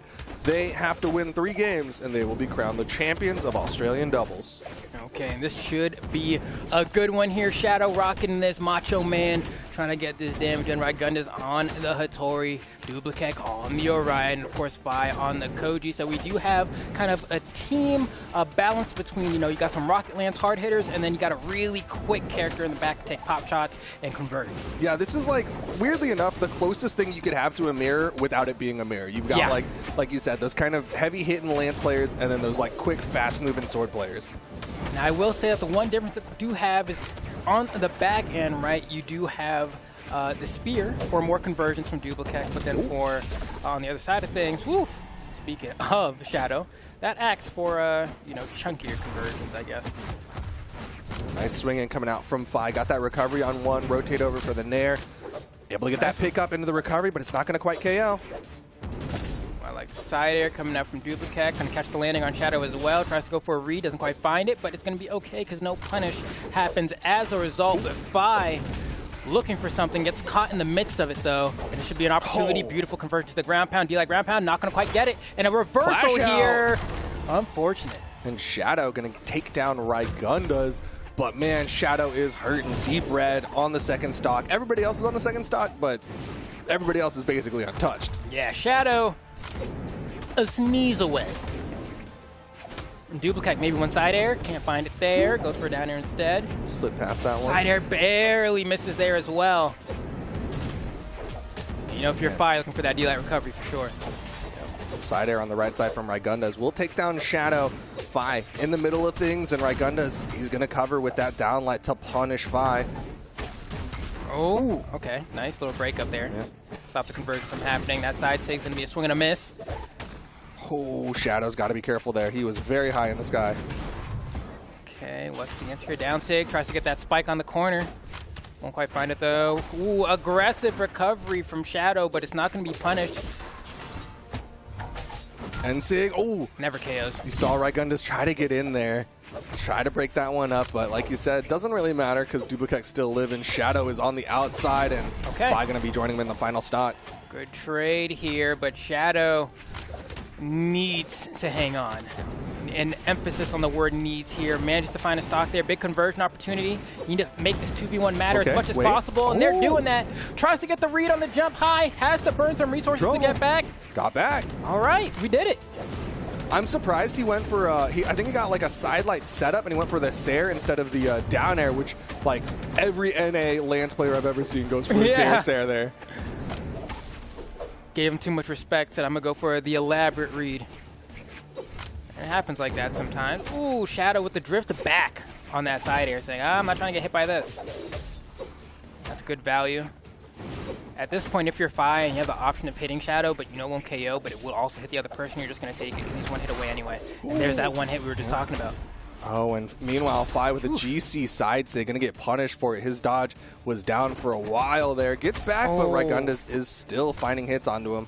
Yeah, did the forbidden move there in 2v1s. That neutral light unarmed is going to catch it, puts you off stage, and sets up for the edge guard that ultimately causes the stock to be lost. Had that been an unarmed side light, might have been able to chase dodge, pick up the weapon, keep the aggression going, but man, that's one of those. I feel like I point that out so often, but I think it's because as someone who has used Metafy a time or two in my life to get some coaching in Brawlhalla, that's the first thing everybody tells me, bro. It's like, don't use that move. Yeah. I mean, it locks you in place. It makes you very punishable. It's hard to get out of that habit as well as a player because, like, that's your fastest unarmed move. Yeah. It's just you quickly tap that as a punish, but it'll leave you there and make you punishable. And now we're going into game number 2. Shadow switching up the character. Okay. I'm fine with that. You know, how much was that spear really doing? You know, it's hard to say, but I think if we're talking about twos weapons, blasters is like undoubtedly one of the best for this format. And so I think swapping over to that, especially a high dex legend like Brax as well, you get like That's Orion, guy. Oh my goodness, I thought that was Brax for sure, bro. These skins. He was on Olgrim and now he's on Orion. I see. The skins be changing on me. The skins be changing. You know, they're both spacey. I don't blame you. Because he has you know the skin I'm talking about, where he has the helmet on and I feel you. Well, in that case, then this is just meta. That's fair. Yeah, I mean, it's just he switched off the axe is the big thing. Instead, he wanted to go Orion to Orion to match you to Duplicax, but the top of the map is not high enough. Both blue team members going to fall. Okay, and he spins the ball on his finger. We're with it. I'm going to pick that spear right back up. Ooh, no punish there from Duplicax, and you saw Shadow trying to convert off of that one. Couldn't quite connect.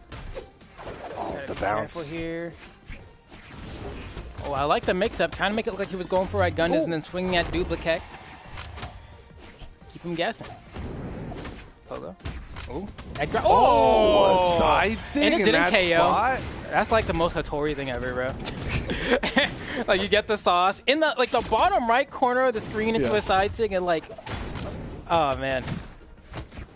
Ooh, okay. Ensig coming out from Raigundas. They're hunting Shadow on the right side. Down air. Fi running out of movement. Oh, that didn't hit. Pass. Grab out. Can he turn it around? No, he just disengages. Oh, and the weapon throw's going to seal the deal here. Yeah, Shadow's going to fall on the left side. Fi going to try to hold on to the second stock, but he does the forbidden move. That's what's going to happen to you. You press it, you're going to get punished. Sometimes you hope you get lucky enough to mash the chase dodge out in time, but it's tough. It's tough. Here we go. Jab, jab, jab. Yeah, we're to get it. Was that your NPC TikTok? somebody bought the jab for you. Jab, jab, jab. So good. Jab, jab, jab. Oh, you got it, bro. There's the neutral lights coming out. Fine, not able to get the follow-up off the downlight. Blue team starting to fall apart here. Okay, I like this. Wow, that Sarah was actually enough. And we got a good chunk of juggles here as well. That recovery was looking pretty precarious. Oh! Dang, he's swinging. Can anyone get back down? That is the question. Well, everyone's on their final stocks here. If Shadow survives... Oh, okay, good interrupt there from Fi. If Shadow survives, there's a chance for the blue team. And a chance they need. A chance they need. They're looking Duplicax. I mean, at this point, I'm fishing for down 6 if I'm Duplicax. Honestly. Oh, down like ground pound. Raigunda is going to clean up that stock. It's all left to Fi, who can't come over in time. Oh. Okay, reads. Oh! Trying to get this hit. Nice use of the chase dodge there for the high frames. Just doing those dash landings. One more recovery is all it takes. D-Light recovery will do it as well. And this is going to be a clean pickup for Duplicax and Raigundas going up 2-0 in this grand finals. That means they need one more game and they will be our summer champions for Australia. We'll see if Shadow and Fi can clap back this time around, but I mean, this match was like close-ish, you know. There was a world where this could have gone the way of the blue team, but the red team, you know, they stayed focused, and that's something that I was like kind of critical of at the beginning, right? In their earlier set, where like they had the lead, and you start seeing them mess around a lot with those like weapon toss setups.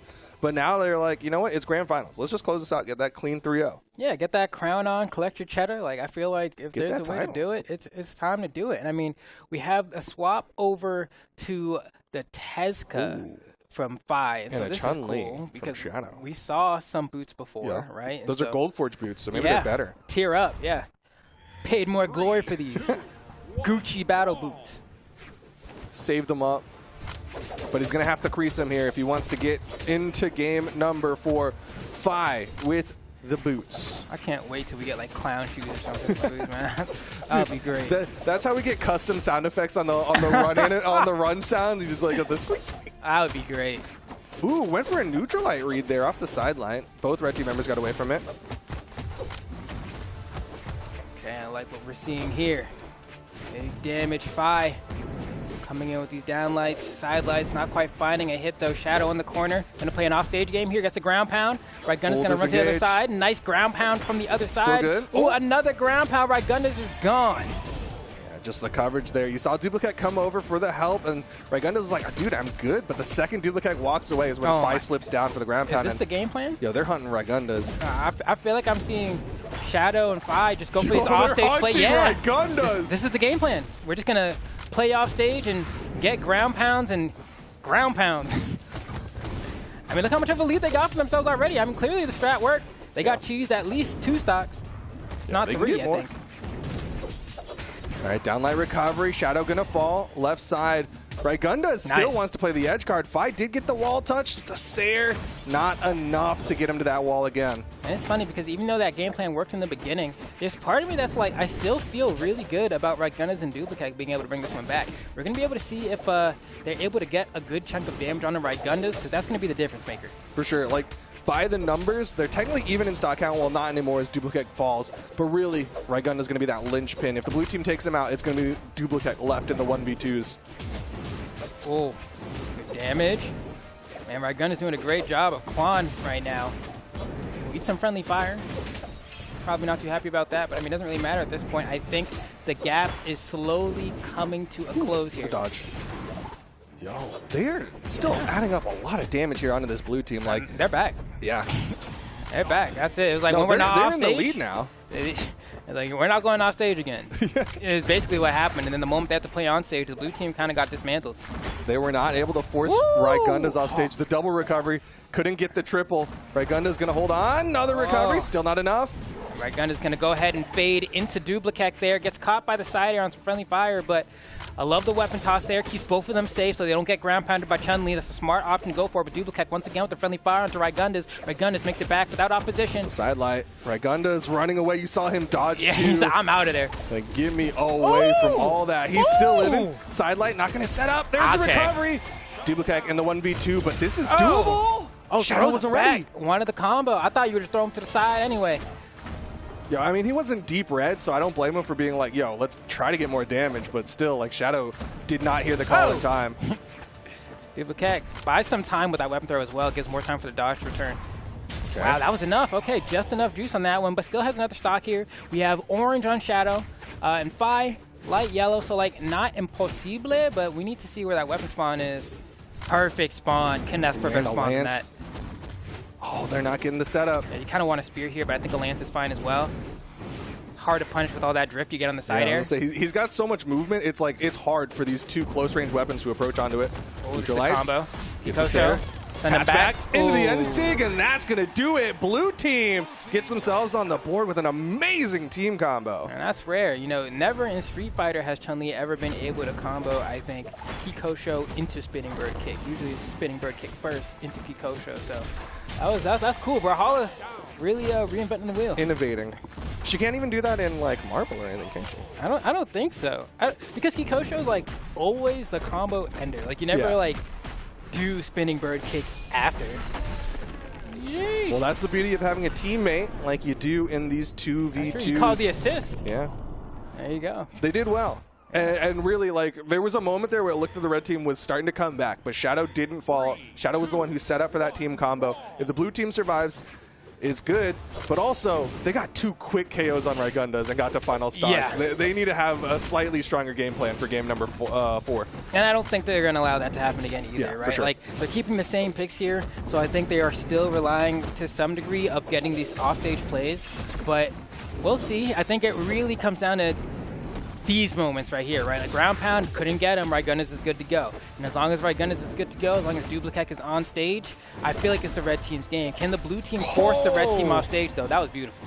Just the double recovery coming out from Raigunda. Shadow going to be the first one to fall. Already looking drastically different from the last game. Nice. Huge conversion opportunity right here. Falling side airs. I like recovery. this.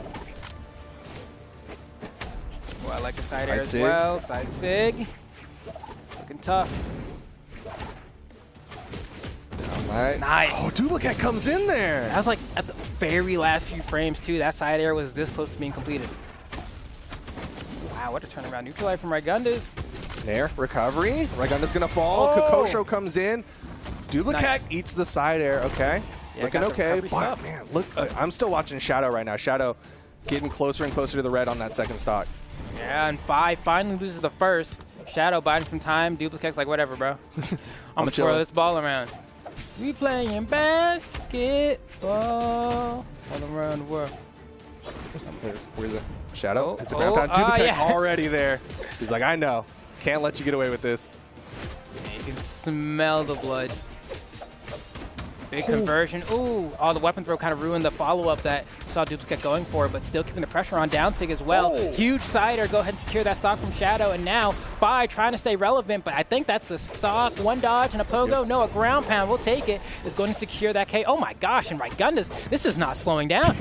They're like, all right, we got the lead. Let's push this lead as far as we can get it. Jeez. Raigunda's Oh, not going to lose you the got offstage me. this time. Fi can't get there in time. It's all left to Fi. 1v2. Oh, nice He try. avoids it as well. Okay. Can you close any of these out? Weapon throw. Gonna keep the gauntlets here. Couldn't tell if maybe wanted to swap to Subtle. the boots there. Big damage. Ooh, bravery. Looking for these side sigs. I mean, you got 4 stocks to get through, so you need to get both of these now without taking damage and then try to get a quick cheesy one on the next. Ooh, the pogo conversion. Oh, is it time? Do we fish? I think we fish. Is it There's out? a soft platform. Said, hold on, left How many stick. Let me get you a downlights good can we clip for get? socials. How many downlights can we get? Weapon toss. Come on, come on. The Brawlhalla account's gonna tweet this. They're trying. Weapon throw. Man, they're really out here. Dude, they're clip hunting. Yeah, it's, Okay, Fi gets the recovery. and now they're taking too long. Let's go, Fi. Come on, Fi. Yeah, get Duplicate. Get the edge guard. Yeah. Get What the else? edge guard. Come Oh, the on. sword. Not like this. We back, baby. He's good. Hey. Wait, Duplicate. He's gonna survive that one. Come on, Fi. Fi, you have to win now. Hero play. Psych. Oh, wait. Levinsky's. Dodge. Nair. Oh, yes, chase sir. dodge. Get him. Oh, we miss. We miss in 2023. Off the wall. No Sair hit. He's still high in the sky. Neutral light. He's saved. Uh-huh. Raigundas was fighting Uh-huh. ghosts. We swing. Yes, sir. Oh, yes. Give me that. Uh-huh. Oh, went the wrong way. Raigunda stays outside. Oh, what a Ooh. punish. Swing, bada, swing, bada, swing. Watch the spear. He's Uh-huh. good. Uh-huh. Get back up. Uh-huh. Everybody's living. That's a burn dodge, though. Yes, Fi's sir. risky. He goes for a Sair. Okay. This is ridiculous. Okay. Oh, you got Duplicate. Duplicate's back. He's good. He's good. Okay. Oh, the neutral light from center stage, and Raigunda says no more clips. We're just going to close it out and be crowned the summer champions for Australia. I wanted a clip too. When you put in that much work, it's like it's not that it is a gambler's fallacy, but it's like you've done so much that like you have to at that point, right? Like not ending on a clip is just like, come on. You just invested 5 minutes of trying to get a clip time and then Yeah, there's hit a part of neutral me light. that's like, there has to be somewhere in the rules that I'm like, that there's no way. There's no. Anyway, good job. Are you trying to DQ them now? You're like, yeah, you took too much. Like, You in took too much every time. rule set that I've ever known, intentionally not trying to. I mean, I won't say they weren't trying to win, okay. because they were trying to win. They were trying to win but it's with like style. It's it's They were trying to Buzz Lightyear that one. We're Either way, good. Duplicate and Raigundas, they're the champions. They got the gold medal. They are going to be Australia's all I gotta say to summer them. 2v2 champions. We still got more coming up in just a little bit. Southeast Asia will be coming in after the break. We will see y'all then. Bye.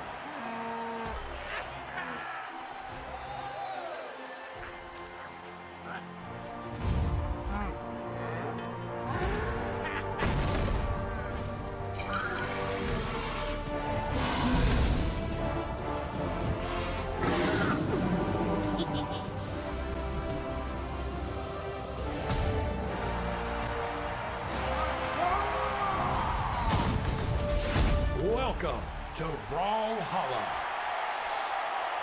Hello, everyone. Welcome to the Southeast Asia Summer Championship.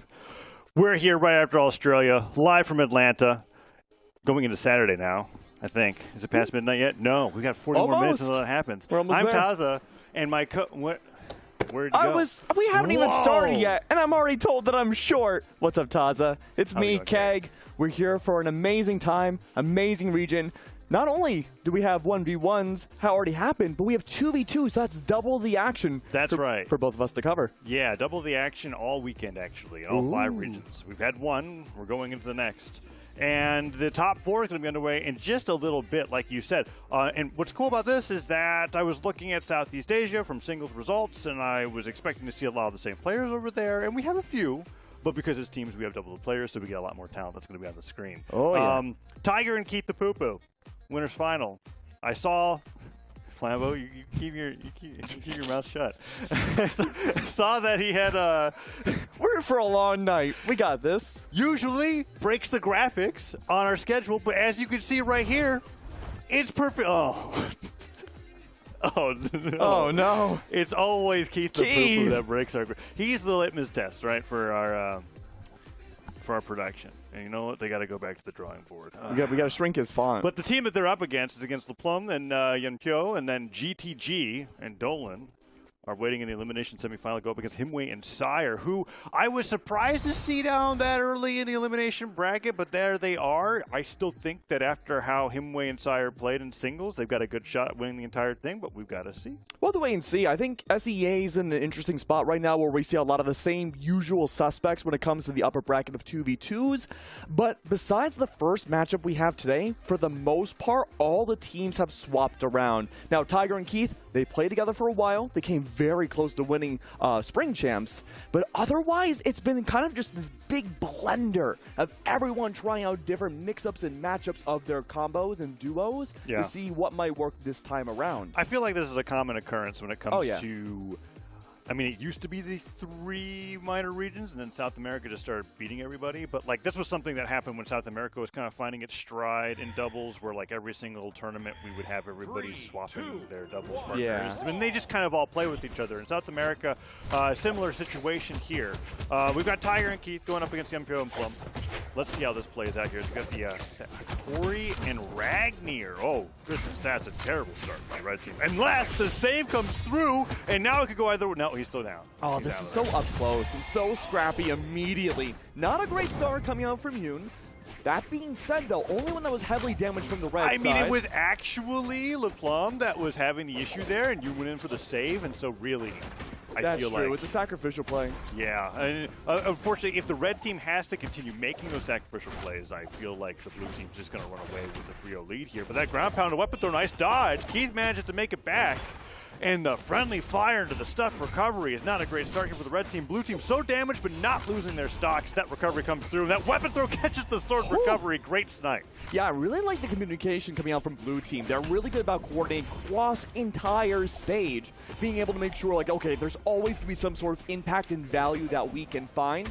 And we kind of alluded to this already. Red team being a little bit more up close, a little bit scrappier in these initial engagements. They're trying to isolate these 1v1s, but it's a little bit easier said than done. One, though, gonna try to help out, but oh no. That's how you guarantee that your enemy team doesn't have any like knockout credit by the end. Right? Yeah. You know you're going to win. You use the side stick to take them out when you have 200 damage. Look at that. The plug goes off the bottom of the stage once again, off the top on the other side for Yeonpyo, and that's a 5-stock to 2 lead where the red team has yet to take a stock. Yeah, Tiger hasn't gone down yet whatsoever. Has just been able to be this big staple. It's and up they're to not even Keith. playing for safety. It's up to Keith to be able to keep the momentum going. We Plum jinxed gets it. the first stock. And Fast now with team first. combo. Oh, misses the Sair, but gets the gravity cancel neutral signature. Actually, good comeback potential coming up from the red team. Yeah, just a matter about LaPlum staying alive, trying to help out you as well. How do we say their name? Yeonpyo? I've been saying Yeonpyo, Yeonpyo? but like really, until Yeah. production yells at us, I'm whatever not a goes, linguist. right? You can say Ragnar. Yeonpyo? I like Yeonpyo. We got we got the confirmation. we got the go ahead to just really kill. improvise. Oh, Keith might off be the top of the Banyo. stage. And so after the opening here, where I think it was like a really unfortunate offstage interaction, I think the red team's actually come back really, really well, to the point where I'm like, even if they lose this game 1, momentum might actually go in their favor to go into games 2 and beyond. I think the big question going into the second game is, are we going to see a stage change? And I think, again, with more up-close battles like this one, LeBlanc being now Tiger. the last one to fight, so 1v2. You gotta stop going for that side segment. Something that's fun to talk about, actually. I have to remember if this is actually the case. Yeah, so Tiger's on the yellow card. And this is like pretty significant because nice side cider, that's getting buffed next patch. Looking at you, Duke. Wait, where'd Duke go? Never mind. He disappeared. What was I trying to say? Oh, Ezio, Alucard, the epic crossover for the AC crossover. Rarely picked in like any region. This like weird sword orb character who I think has a pretty good stat line and really, really nice signatures. Falls into this weird Caspian territory where I feel like anybody who likes to play sword doesn't want orb because it kind of covers the same bases. So you have to be like really particularly into playing that character. And seeing Tiger take it into doubles is really fun because ever since Ezio came out, I've been waiting for somebody to main him. It's like when Rayman came out. It took 2 years for people to actually learn both gauntlets and axe. Yeah, and I mean, recently I've been playing a lot of Axe, and I gotta say, Rayman finds a lot of value in just catching people off guard. Who like inspired in you Who inspired me? to play the axe? Who was it? Honestly, playing controller That's inspired me more. that's a good point, right? Like, Because I was a keyboard feel warrior since like this game came out, and then one day I was just like, what controller though? Xbox. No, I mean, look, okay, you want to go way far back, like the days of like 2017. Not using I the would Logitech swap a controller? controller every week. Okay, let's try the GameCube controller, and this was Okay. before like native support came out either. Right. So like PS4 and stuff, you would have to use like these other programs and stuff. And it's like, oh, I don't think this is working. Up is down. And so you're saying Left Xbox is right. was the solution? Oh, nice downer there on this side. So I wonder how many of these Axe players here are actually playing on controller now, because we've got 3 on screen as Bryn takes down Yumkyo off the left side of the stage, and the blue team takes the lead once again. Although this time, Kag, a little bit closer of a gamer's favor. Yeah, definitely a lot closer. I think for red team, they just need that warm-up period, that adjustment to kind of figure out how blue team wants to operate here. Because again, Tiger and Keith, they have been working together for so long. They already have a lot of their fundamentals down, and they know how they like to play. They have their palm situation as well. But for Plum and Yumkyo, it might be a little bit different. They've been playing for a long time, but already, whether it be communications or what, they're being divided out so much, Taza. So I've got a question for you. Do you think that Keith's name being spelled with 2 E's makes it easier or harder to say the word Keith? Like looking at his name. That's a good question. I don't know. Is it like Keithy then? I don't know. Because Keith is spelled with an EI. Yeah. But sometimes I think about the double E and I go like, oh, does that make me want to say E too long? Like, Wait, where are you getting the double E from? Because look on the screen. It's K-E-E. What? Yeah. I don't know why he does it. He spells his name Keith Huh. with 2 E's. It's crazy. Interesting. Well, I was just wondering if the vowels will do Because that. anyways, back to this. Recovery hits. Oh, doesn't get the downer there. Sider on the side of the stage. We saw all those edge guards and singles last week. Oh, but they can't close up the stock here. Tiger goes down here. Yumkyo and Plum might just win game 2. This is just Axe City right now. Rename Miami to that, because this is just controlling all the space you Axe possibly City can. Dome. Is that what you're suggesting? The I Axe kind of Dome. like it, honestly. Do you remember back when this stage was called Ice Cream? Yes. That's how I see it still. Little ice cream cone. Look, they're making the comeback, though. They okay. are. Yumkyo, does he win this? Well, I mean, if he gets the axe back, I want to say yes. Okay. Because you could do like those. Whoa. Especially if you get friendly fire like that. Guitars with recovery could be good here. Oh, but he gets poked out of the way. Okay, Keith. Not a great side air there. Whoa. I mean, when we saw these two on Demon, we saw Plum find a lot of value in that 1v2 just by having blue team attack each other accidentally. And we see it again a little bit there with the You're weapon saying throw. it's an attack. It's like he's positioning himself to get them to attack. Oh, each yeah, other. absolutely. Well, he's out-positioning himself, too. Like, he just found a rogue nair against Tiger. If he can find one recovery. Oh, you got a recovery on both. One recovery. Yeah, that was like weird that it didn't knock out Keith there. Pivot sider and a weapon throw forces the dodge. D-Like ground pound will just secure the win. That's it. Okay, that's the comeback to go into game number 3. Really well played there. And I mean, we were both waiting for that guitar recovery. I think what was really phenomenal about it was that it ended up hitting both of them. Yeah, absolutely. And again, that's just the raw strength of what Ragnar can bring out in 2v2s. Just being able to control that space and ensure, like, okay, I can manipulate how, whether I'm in a 1v2 or in a 2v2, how this enemy team's going to play. But I have a weird question for you. Okay. What is it? I'll find out why it's weird. The nerdiest, most obscure stat you know about this game? Stat? Fact? Anything. That's just too vague for me to answer. Ooh, okay. What is, if I would ask you... Can you help me, like, give me a category? I got you. What is, like, if I asked you, like, okay, what's the most obscure fact you know about a legend in this game? About a legend? A one that would make me go, oh, God, what am I doing here? What would you say? I don't think I've got one. No? No. You have to think about it. Yeah, I'm getting. Yeah. He doesn't know anything about this game. Once again, you're doing this. This is like a tough question that you're posing for me because I have nothing to latch onto. I have to go into the entire like pool of Brawlhalla into the lexicon and be like, well, what actually constitutes as weird here? Ooh. Like I could talk about how, like Thatch neutral sig and stuff like that. So you know about X pivoting with aerials? Yeah. There's certain signatures that you can X pivot, but like now it's a feature, but technically it was a bug. Oh.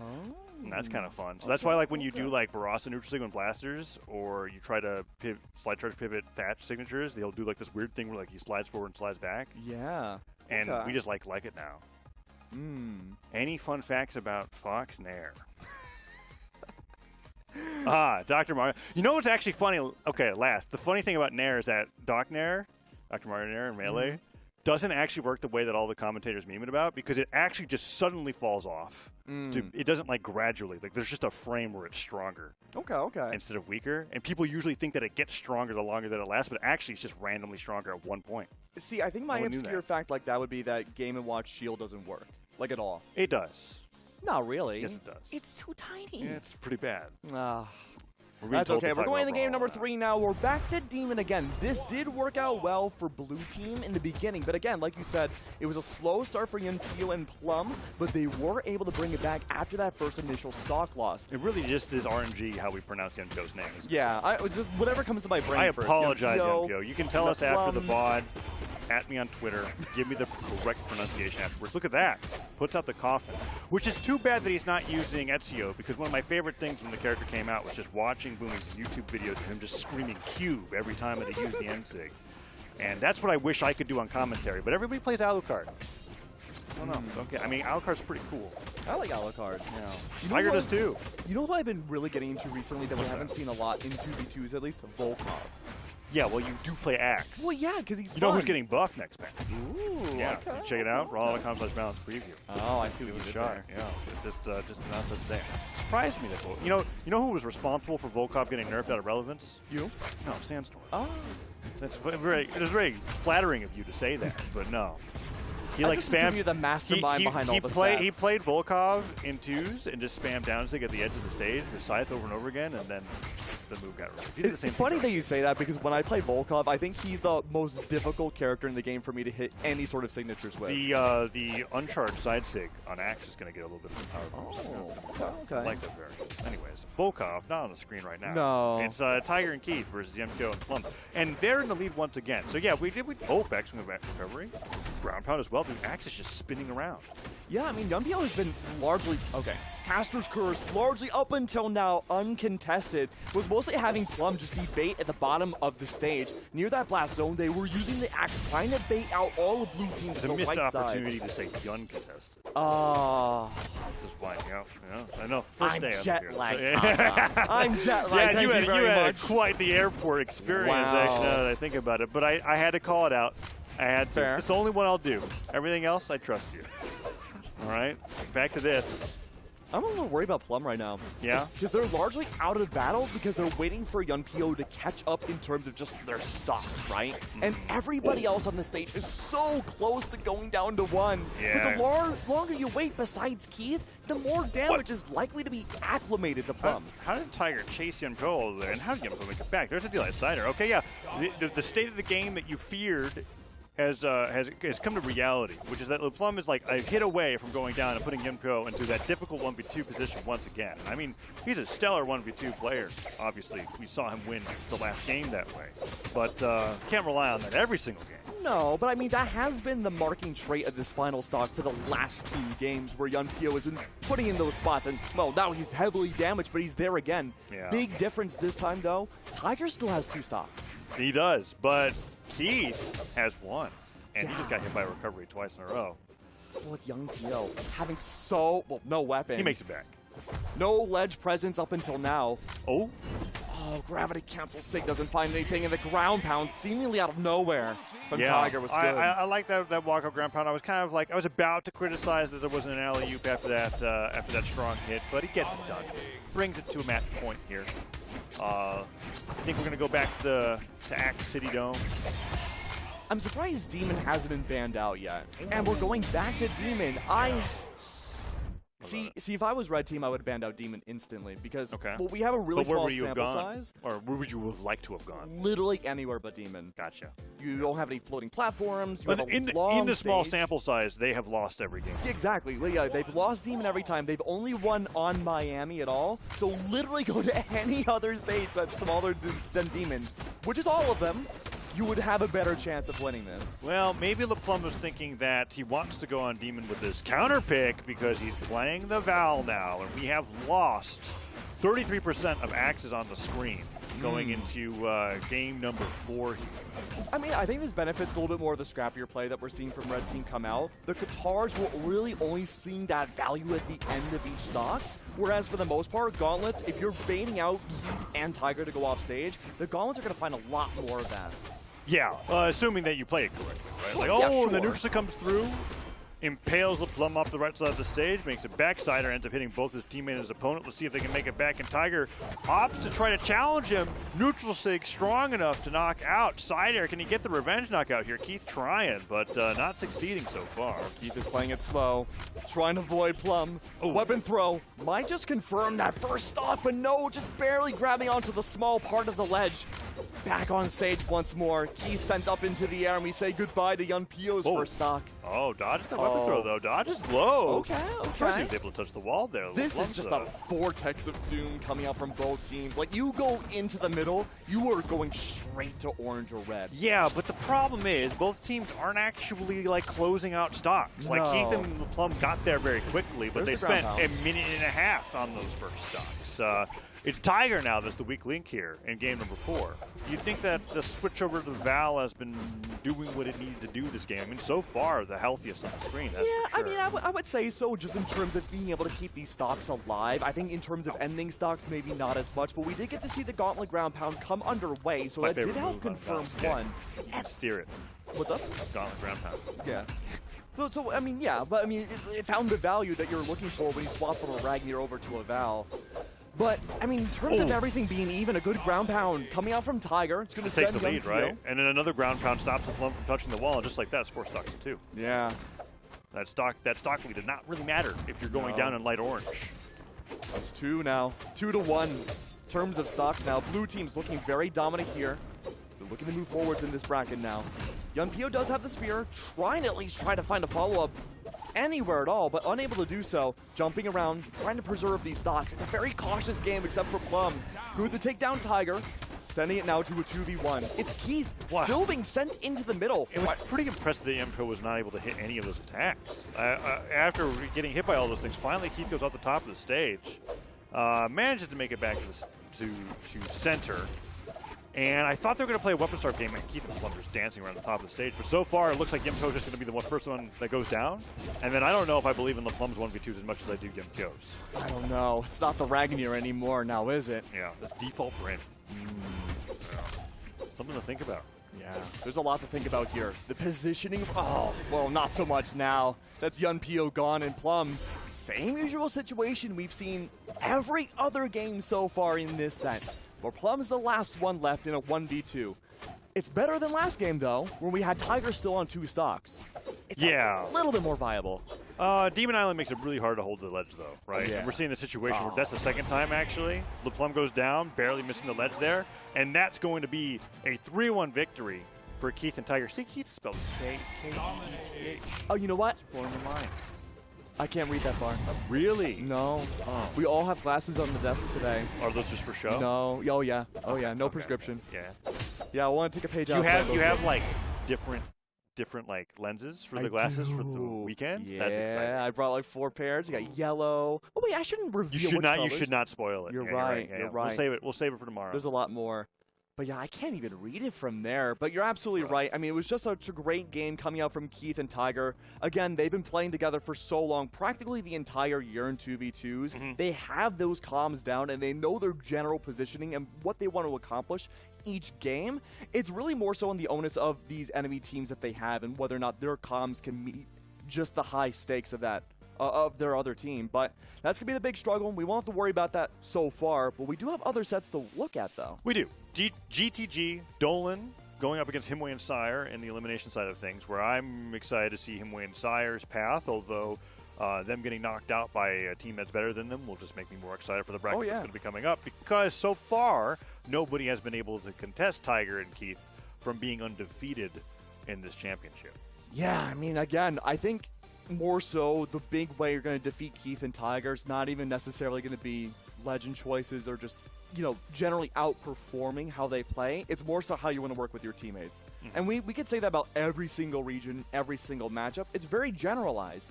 But it really comes down to how well you can play with your teammate and whether you can be just one symbiotic unit. So if you couldn't read Keith's name, you can't read the viewer vote, right? Oh, I can read the viewer vote. Okay. That's a 3%. Nice. I'm so glad I can read at least that far. Yeah, Keith's I mean, text is like you that. could just like look at the yellow bar too. It was kind of funny That's because true. it started off with GTG and Dolan being really far ahead. Oh, well, we're ticking back up. There Okay. we go. Somebody dumped Ooh. 250K. They were like, wait, I want those free points. And they didn't actually look at how many were on the other side. Yeah, I don't know. Do Hate you when that agree with happens. this?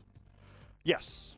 Okay. I think Himway and Sire are going to take this. And in fact, I think Himway and Sire are going to barrel their way into that grand finals. That's my confidence. I was really impressed by Himway's play in singles. But doubles is a different beast. And I think that what you've been talking about this entire weekend about how, like, when you have the teams that have been static the whole year and the teams that haven't, those are the ones that you have to actually look at. So Yeah, all weekend.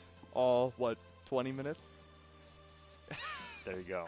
Also, Right. I grew, Yeah? 4 inches since I didn't we were notice. last on the desk. I didn't notice. Yeah? Yeah. I was drinking a lot of milk. Wow. Like in between shots? Is that what you were doing? It was really noisy and I had to constantly mute your microphone. Oh, yeah, so I I was could like, just hear myself think. Oh, yeah. I'm also allergic to milk. Yeah? Oh, yeah. So it's just going to be terrible in a few seconds. is what you're Yeah, telling me. that's okay, but I'm gonna we'll be have to cutting leave the room. away from us soon, so we won't have to worry about that too much longer. We are going into the stages, though. Yeah? And we talked about that dynamic between Miami and Demon. You think, I mean, it's a totally different set between two different teams. Do you think it's still going to exist here? I think so. I Look mean, at the we characters do that we've have got on the different screen. legends. We've do. got Axe, Lance, Spear, Gauntlets going up against Sword, Bow, Lance, Spear. Very Lance heavy, not as Axe heavy. I mean, that is going to benefit a stage like Demon a lot more. It is. Because you just have so much more horizontal distance to work with, and it's going to make that grounded neutral just so much more devastating. But I'm more worried about the Koji pick here because Sword's going to be up close. The Bow might be able to find at least a little bit of aerial coverage. But I feel like it's going to be gravitating more towards that offstage play, similar to what we saw from the Val and Ragnar. Well, we'll have to find out. We're going to Apocalypse for game number 1 to the semifinal here in the elimination bracket. And maybe we'll be seeing more picks like this, like Fortress of Lions, Apocalypse style, have a platform to break up the monotony of a flat stage between these two teams. We're going to have to find out just a little bit as we get into game number 1, and GTG getting beat up by Sire's Gauntlets here to open up everything. Yeah, Himway's barely been attacked at all. Barely been touched. Ooh. Of course, as I say that, neutral thing Gets coming out there, blasted, and right in then- the face. And then Sire ends up going on the left side of the stage. Himway barely touched, just saring both right and left, trying to take down his opponent there off the right side of the stage. Dolan manages to make it back though and picks up the spear. Nice down sig coming through, but that's not free BCX Orion down sig knockout potential there. Yeah. Been softened up a little bit, and he goes off the top there as Himway and Sire take the lead. Dolan did find a bunch of free sigs, though. Was just able to catch a lot of people, especially Himway off guard. Yeah. So good. But he's got to knock out with this for it to Yes. count, right? Like you could have 18 out of 18 signatures hit in a game, but still lose if that's all you ever hit. I mean, that's true. It's like my ranked games. Why isn't this working? I thought, well, you just unbind your light attack button on your controller. That's how I feel sometimes. Just make all of your triggers the signature button. It's more like the opposite. Like, I like to go for the light attacks more. Like, yeah, I can do it. I can whittle them down. And we're kind of seeing that coming out from Sire, and Sire falls. I think there was a time when chase dodge. Oh, nice ground pound there. Okay, the screen. It was funny because Sire gets a double down like Cider, went for a weapon throw while he was like starved of all options and just fell. There was a time where throwing a weapon and hitting somebody would activate chase dodge, and that was toxic. Ooh. Yeah, I think I don't even know if it actually ever went like live, but I just remember the concept. Oh, yeah, you get the insider. It's good that it's not here now. Yeah, I mean, that would just make it off stage like so much. Just throw your gauntlets from across the stage, hit them once, and just start flying through the screen. Hey, I'm back. Speaking of who's not back, Dolan, well, I guess he is technically back one more stock. I think he was sidekick there, bringing him back. The default sidekick, I don't remember his name. There's 3 of them. I like what Sire's doing. Sire is just getting rid of GTG from contention, just making sure, like, okay, you are not touching the ground anymore. It is an inconvenient combination of letters to string together. Yeah, GTG. Like, because you have to say G, and then you have to completely reset, like, the faculties. Our tongue. Yeah, it's rough. Like, it was G2G. What do you think it stands for? Huh? What do you think GTG stands for? Gotta go, but without the 2, because he's being a jerk about it. Oh. That's what I think it is. No. That's too easy. Flammo just looked at me like he was like, what is this guy talking about? No. Anyways. Going the greatest. Can't be gotta go. But, oh, we might have to say gotta go to the Sire. Oh. Overextended once more. He did overextend, and now it's a 1v1, and Dolan is up against Himway here. Nair downers and hitting that neutral that disarms him. Weapon throw dodged by a dive kick. He's got one more chance, Keg. Can he do it? Yeah, that's a big question right now. Dolan has that spear. Imagine getting poked in the eye by that spear. That'd be terrible. You're the one that's afraid of medical stuff. Why are you just leaking that information to the public? Get Cider to the right. My goodness. A really, really good first round coming out there. And I mean, again, it was down to the wire. Had we seen a little bit more, maybe just non-punishing spear play coming out, that could have been a very, very different situation. But the Cider was really strong. He was able to collapse out at the very end here. See, we saw the failed. You know, it's kind of crazy that he went for that Sarah in hindsight, because, like, if he messed that up, he gets spiked by neutral sig and he loses the game. Yeah. I didn't, like, really register how crazy clutch that last-minute play was until I watched it in the replay. Yeah, it was down to the wire. It was really down to those 50-50s. But the Lance was very, very dominant in that first stage. We do get to see a bit of a swap coming into game number 2, though. We have the Bryn underway from GTG. Had to bring our axe count up to about 50%. Well, they just know the best weapon in the game. Oh. They heard us talking about Demon Island, and they were just kind of like, yeah, I'd rather jump off the stage 6 times than play on Demon Island against Lance. And I don't blame them. Yeah. I don't. We were talking about it before, like how just Lance on Demon, it's just, you pretty much just can't touch the ground anymore. Anywhere you go, it's side air, side air, side air, side air. And can't touch the wall either, because you can't even escape to it. Yeah, no, you can't. I mean, it was pretty similar to when we were on Apocalypse just now. We saw just, recovery, spear recovery over and over coming out, where no one was able to touch the ground either. So it's more so just a battle of, okay, as long as I can get you in the air or just wherever I want you to be, it's going to be our game. Let's see where they go here. Oh, don't tell me they're just going to go right back. Is it because of the character that was locked in? No, what was it? No Maybe changes. It was a stance issue? Himway looked at his dexterity and he was like, 3's too high. Had to go down to 2. Completely reset for it. Here we go. A lot more speed, Actual game 2 here.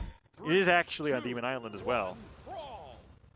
A lot of speed on that Olgrim is going to make this Lance even more devastating than before. Dolan, though, work that way. Like you just like stare further. Yeah.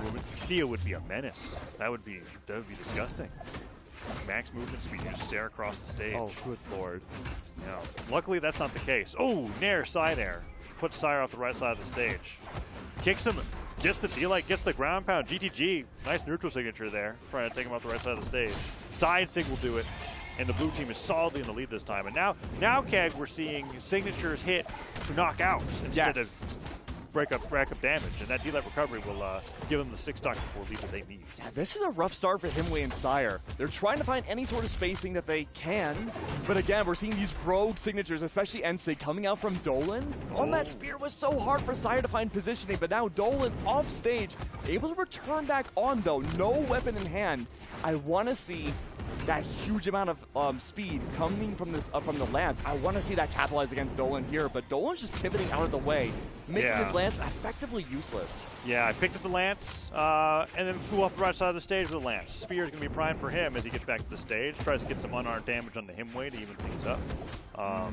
Blue team freshly on their second stocks here. There's the Spear picked up. Let's see if they can get some team coming going on. They're stacked right now, a little dangerously, and Himway's just saring through everybody on the screen. I feel so bad for Sire right now. Why is that? Only one with the gauntlets, just trying to get in a little bit into those boxes. Gauntlets are pretty good. Yeah, he's winning the 50-50s against GTG, but in the group fights, yeah, big struggle there, especially when Sire has been off stage so often. Only now has he been able to get back onto the stage. Usually, if he's finding himself so close to the blast zone, he doesn't come back. Who's going to go down first? Is it Sire or Dolan? I mean, at this point, damage is high enough that anybody could go down. Gets rid of the weapon, tries to get that edge guard there. Sire on the other side of the stage, hits a recovery, clashes with Dolan. Down 6 sends him off the top right, and GTG hit by the spear recovery. Can they close out this stock as well? It's really, honestly, the closest the game could be right now. Oh, Himway. Oh, Luckily, no. it wasn't a fresh one. That would have been rough if he had just come back to the stage. And that double knockout goes to GTG. There's always one team in these 2v2s that wants to go just to the absolute bottom of the ocean to see if they can bring the other team down with them. Himway falls in the process. Gotta go, though. Holding down the mid side of the stage. All right, it's not actually gotta go. It might as well be now. Well, we gotta keep coming with different acronyms. Yeah, that's true. Okay, I was just making sure. Because we were getting used to saying that. I was like, no, Flambo's gonna throw something at me. He's already laughing at us. Oh, these silly guys. Ghost to ghost. What are they doing? Look at Sire, though. Sire's in a tough spot. Spear versus Lance. Yeah. He's trying to find an in with those gauntlets. Gravity cancel. Neutral state doesn't find much. The gauntlets, though, if you can bring both a blue team off stage, at least ground pound one. But no. It's tough, right? Because unlike Qatar's, where we saw that moment with like the Qatar recovery, where it can hit 2 players stacked, Gauntlets tends to focus fire one person down. Like if you jump at somebody, you dash jump forward in neutral air, you're only going to grab one of your opponents. You're not going to grab both. So even if we got the scenario that you were talking about with Gauntlets off stage, it's not as potentially as impressive as Qatar's could be. And that was just a really hard 1v2 to come back with. Oh, yeah. I mean, no matter what, you have a stage like Demon, you have an up-close person like Aang. It's with Gauntlets, it's so hard to find any sort of viability. You really, again, just have to make like fish for your other 1v2 teammate to try and just chase them down and bring the other person back up. And it would be nice if your teammate was still on the screen with you. Yeah, right? that'd be nice too. That's a good starter there. Not go for the 1v2. Yeah, I mean nobody really goes for it, right? No, it's not unless you're like carrying your friend that never played Brawlhalla before and they lose 3 stocks very fast and you're just kind of like, watch this. I'm so good at the game. I'm going to get you elo. Right? But this is top 4 of Southeast Asia, so I hope that's not what's happening. I think I have like 2015 clips of me doing that with my high school friend Nash. Yeah? And you were just kind of like, if you Nash down stage, off stage or on stage, it has 2 different properties. And then you just started spamming down stage back to stage to recover, and then like getting knockouts while doing it. And they were like, whoa! I remember it specifically on Blackguard Keep of all stages. That I don't miss Blackguard. No? No, not even slightly. The singular floating platform. It used to be 2. 2? Yeah, I remember the change. Yeah. Oh, man. I used to always get flamed in casting because I would say it was Blackguard Keep. Because technically in Old English, that's how you were supposed to say it. Really? Yeah, and everyone was like, no. What are you talking about? And I'm like, yeah, I read it in Beowulf. Yeah, your pronunciation yeah, Flambeau. Did not deserve to get criticized in the way that you did. And I'm sorry that happened to you, Keg. If it was both still a map now, status. I would let you say it that way. Thank you. Right? But only me. Anybody else, and it would be off limits. This is why you're my favorite, Taza. Okay. Thank you for validating me. Of course. My Blackguard Keep. Back to Demon Island, though. That's right? true. A lot better of a stage. Well, there's like kind of like a sinister-looking keep in the background. I don't think it's the same. Oh, you know what? I never put that together. It could be the same castle. No, it's not. No? It's just definitely not. I mean, they're both castles. There's a lot of castles. That's true. Right? Not all castles are the same. I honestly don't think I can name you more than like 2 castles. Back to this. But we're going back into this now. Good 1v1 coming out from Sire. GTG not suffering the best of second stocks. Dolan soon to follow up too. I will say Red Team have had a better time in these 1v2s than Blue Team have. The thing is though is that Blue Team have been following up a lot better off of each other to ensure they're not in those positions where they are in a 1v2 against Red. Yeah, let's see if this recovery can come through on a Sire, because if they can't knock him out, yeah, GTG goes down. Himway and Sire are about performing as well as I'd expect them to, right? I talked to you a little bit about my expectations for this team going forward. They had that one game that they dropped, but now that they've locked in, well, I say that, and Dolan watches as Himway takes out Sire's second stock. Oh. Can you get this edge guard? Ooh, recovery into the ground pound. Second ground pound comes through, and Dolan can't make it back. That's worth celebrating. Pixels off. And I was really worried for a second because we saw Himway on the Lance, we saw Dolan on Spear. I'm like, oh, this is game 1 all over again. Different stage, sure. I see what you're saying. Same exact scenario. And Dolan going under the stage nearly brought it back, but again, just pixels off from the recovery. Honestly, glass half full, Dolan made it back onto the stage. I have a lot of faith that that could have been a return. That is what is that, glass half full of milk? Because that's pretty We'll have hopeful. to grow even more for that. Oh, well. Okay, so we're back in the situation, right, where we've been talking about Demon Island a lot, and the opposing team, who is down 1-2, has lost 2 games on this stage. Are they leaving it open for game number 4? I didn't actually see. We're going to find out in 3 seconds as we wait for the game to start. But that seems to have been like the theme going into the day. We've got 3 Lances on screen now. Okay, back to Apocalypse. Yeah. So glad to be seeing this, right? We were talking a lot about the strengths and weaknesses of certain stages and counter picks depending on teams' play styles and stuff. And I felt like this was going to be an Apocalypse-focused best of 5. And then we got surprised by all those counter picks at Demon Island. So here we go, GTG and Dolan taking it off the table as we go into game number 4. And they've got double Lance going into this match. I'm curious to know what your thoughts are on Sire on Apocalypse here. Now that there's so many Lance potentials on the board, I mean, in theory, this is really bad for Sire, and we're seeing it right now for the first stock, but I think if Sire could find more with the gauntlets just catching people off guard, I think there could be a lot of benefit with Yang. Yeah, he hasn't really done what I... Oh, nice down for Dolan. Cuts through both of them. Gets Dolan's the recovery so as good well, about that early but stock. GTG gets hit back. The tough thing with Sire, right, the reason why you pick Wushang, I feel like, in doubles is so that you get the same neutral sig on both weapons. I know they're different weapons. Nice knockout there. But you're going for those jump reads, or you're going for those combo finishers. We just haven't really seen Himway set Sire up for the alley-oops in that situation. I mean, they've been winning well enough that I don't think it's that big of a deal. But as we're back in Apocalypse, this is the map that GTG and Dolan won on. They're winning again. Sire was starting to get something going with GTG, sending them back to the middle of the stage. But Dolan's back once more. Dolan's in a very precarious spot. He has room to play with this first stock, though. Yeah. And Sire just trying to fish for those ground pounds, but was unable to do so. You know, if Sire went for anything other than gravity cancel neutralite, like that side air, he would have knocked out Dolan like hours ago. Wouldn't have taken so much damage from that landing side light daylight side air. It's one of the rough things because like Gauntlet and like yes was a knockout move in 2022. It's a new year, and that move doesn't really knock out at all anymore. Himway getting knocked out. Sire's in a position where he's got to play for safety too, because he was so much lower. He's expending your dodge for an attack safe. I think in that situation it does, just because it's an unexpected option. And it like lingers long enough that it can catch like a dodge or something. Yeah, you're not too far out from the stage either, where you do have those recovery options. You just have to make sure, like, okay, will GTG follow up? And thankfully he wasn't able to there. But again, this second stock, well, formerly second stock, now gone. Matching up now with Himway.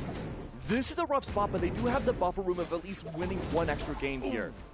But if these 2 stocks do go down, Taza, this will go to Game 5. Yeah, and I think that the stages that Himway and Sire banned them to will be critical, because it's now apparent to me that when we get to these single plat stages, the wall's a little bit bigger. This is where GTG and Dolan shine. Oh, yeah. Let's see if they can knock up the stock really quickly, because they have to if they want to be able to take this as a 3-1 victory. Otherwise, Himway and Sire are in trouble. Yeah. There it GTG is. does not want to be a spot. Edge guard opportunity? In this 1v2. Oh. No follow-up at all from Red Team. Good for the middle ground, though, from GTG. Olgrim on the Olgrim. So far, the double Lance. It's been mostly just stuffing him over towards that ledge, but Red Team, they're having a really difficult time following up and just catching out into these 1v1s or 1v2s. All right, it's doable. This is. It's tough. We talked about the weakness of Gauntlets. Oh, double stare. Okay. Goes to the grab, catches neutral sync. Oh, no. It would have been perfect, but he recovers too high. Okay, Sire. You know what? I mean, I guess you can just keep going for it. He's got the buffer room of 1 game. Oh, no follow-up from Dolan there. Sire manages to get a new weapon spawn by just the miracle of that positioning there. Still living, but for how much longer? He's taking so much damage, Keg. Yeah, it's really just a matter of how Whoa. blue team wants to end this stock. Oh. Double weapon throw, and that's going to confirm it there. All right.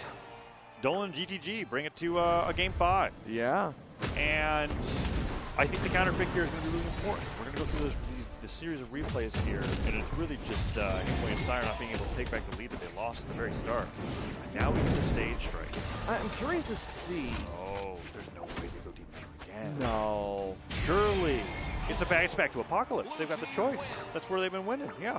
I mean, Miami was left open for so long, but no. Sire doesn't switch off of Vang. It hasn't felt like an Axe City game. Yeah, that's true. I mean, it's been more Lance Central. Lance Boulevard.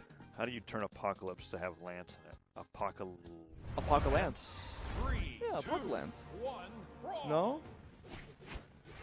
I'm okay with it. I had to think about it for a You bit. gotta workshop it? Yeah, no, that's fine. We can roll with that. Game 5 here in Apocalypse here. I don't like it. Now we're gonna That accidentally hurt to say Apocalypse. It hurt me to say that seriously. It'll be like Even tomorrow. ironically. Okay. You like You gotta sleep on third it. game in, we'll be like Apocalypse, and there's no Lances there. We're like, why are we saying that? This is like, Where'd that come from? we're on Axe City. It's just guitars. Yeah. Who knows? I'm curious to know what your thoughts are about Sire still on this aim, because, you know, It's fine. no, yeah. This is like, it's very inspired. GTG goes down the other side of the stage. It's very inspired by how Godly likes to play 2v2s, I think. Look over at Hero. Wushang is something that will be like a pocket that goes into doubles for quite a few players because you get the spear and the gauntlets if you really like gauntlets for team combos. Nice job, both players there cleaning up the board. Sire the one most damage. Now him and GTG are finally on the side of the stage. But when it comes to Sire, I selfishly would like to see his hammer in doubles, but he just may not feel like that's the play. It feels like by now we've seen Sire on Aang so much that Dolan and GTG just separately have just different ways of conditioning how Sire can just play off stage. They know expecting that Sire is looking for those confirmations from just pure signatures, gravity cancel side, but Himway Save him? struggling to get back onto the stage. Sire tries to go and save Dolan? him. Himway. I think Dolan actually ends up saving him way through that effort. I mean, it was just for GTG to cut him up with the side. It was a sacrifice. But now, blue team have a considerable lead over Himway and Sire. I truly believe that this was a set. Like, I mean, there's more to it than counter picks. Oh, okay, evened up. I was getting ready to call it curtains, but that was a nice double knockout there. Okay, now it's the last stock game all across the board. It's really who's going to get into the first 2v1 that's going to decide this. I feel like I haven't seen anybody play in a way that makes me think they're going to win the 1v2. It's been Sire most of the time when it happens. Dolan playing a little bit safer than normal. Really fishing for Whoa, those nares to Excider's catch the out end Sire. Are they going to go help each other with these edge guards? There we go. Neutralite into Collapse the that Sire. damage. He charged to the downside to be able to punish the recovery, and Dolan with the accidental friendly fire. GTD taking a ton of damage, but the Sare could take down Himway. Can Sire have to go save him? These punishes are wild coming up from Stuff both of recovery? these teams. Sire tried to be fancy. Gravity cancel didn't work. Dolan with the recovery sends Himway into the Lost sky. his weapon, too. They have to play together, Taza. And with that being said, though, Oh, no. side air removes Sire out of contention, but the sacrifice of Himway. This is their final stock for every single one of these players. All right, I said Sire. Oh, that's the downside to do it. And Dolan and GTG make what I consider to be an upset, knocking out Sire and Himway at 4th, taking the game 3-2. It was a very interesting dynamic of 3 wins in Apocalypse and 2 losses on Demon. And when it comes to probably the most neutral stage pick in Brawlhalla doubles, I think Apocalypse is there. So I don't knock Himway and Sire for leaving it up. And it was very close. But man, what a set. Yeah. I think the individual performance that came out from both GTG and from Dolan was better just because they were able to take those 1v1s and they were able to just convert into those 1v1s to a 2v1 for their benefit a lot more than we saw from red team. And looking at the last game, 298 damage coming up from Sire. Yeah. The weakness that I highlighted, that was like the reason why you picked the Wu Shang is so that you can do the really cool, easy to set up relatively to other weapons, gauntlet and spear combos with your teammate, end it with a neutral signature, get an early knockout. But if you're not getting any of those alley-oops and you're not getting any of those team combos, well then of course the team that's just playing the better individual game is going to win. And I think your point stands. It didn't really seem like that we saw too many 2v2 combos really coming out at all from the red team. And like you said, a lot of that is the activation off of the Yang, but again, just the setups weren't really there. It felt like Dolan especially was good about taking the Yang choice and just bringing it off stage, forcing out those gravity cancel, attempted neutral sigs, side sigs, whatever have you. Any sort of options like that, just immediately punished. Right. Well, and that's going to be them out fourth. I thought we were going to go to a break. I'm waiting for production to tell me yes or no. But it looks like the next game's queued up. Okay, so we'll be right back in just a little bit. And then we've got top 3 coming after this. Don't go anywhere. We'll be right back.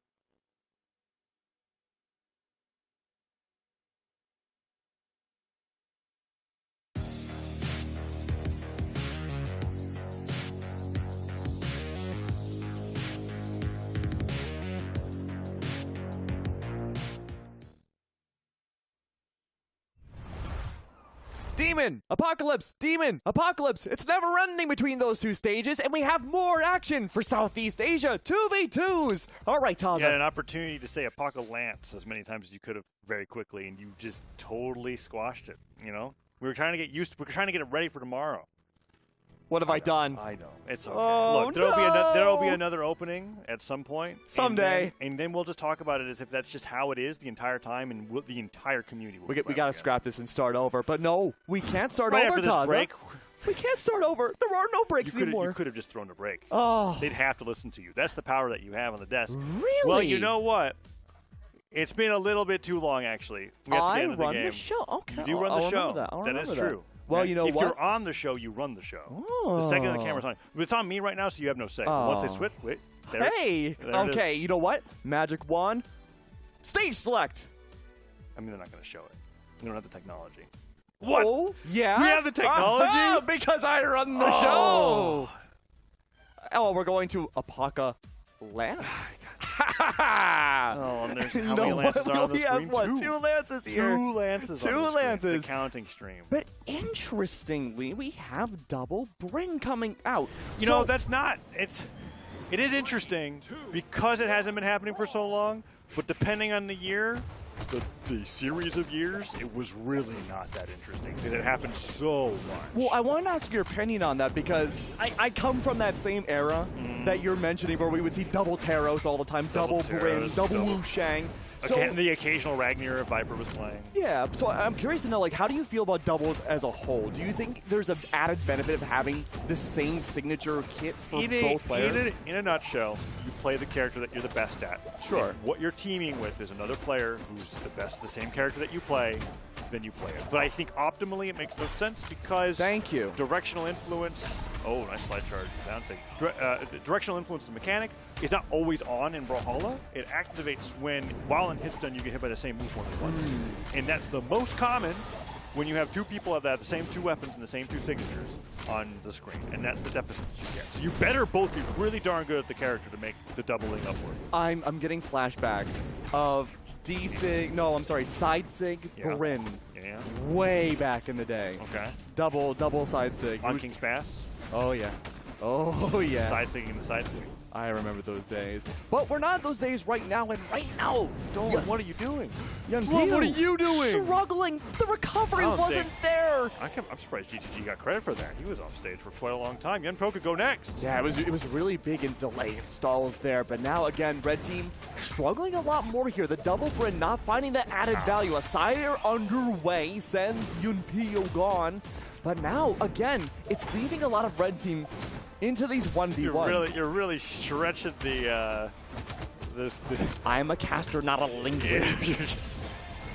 There's a lot of variations on Yunpyo's name here. Yunpyo. Yeah, it's tough. You can only see half of it. You can see Yun. Oh, Dolan goes down, but he has two stocks to play with. I think it's fine. GTG and Dolan taking the momentum from the last set and really running with it into this elimination final here. This is a great start for them in game one. I think that we could consider Apocalypse their home stage, right? Like at this point. I believe so. I mean, they're the ones with the lances there. Great job for game number one. Really love the overall control that we had seen.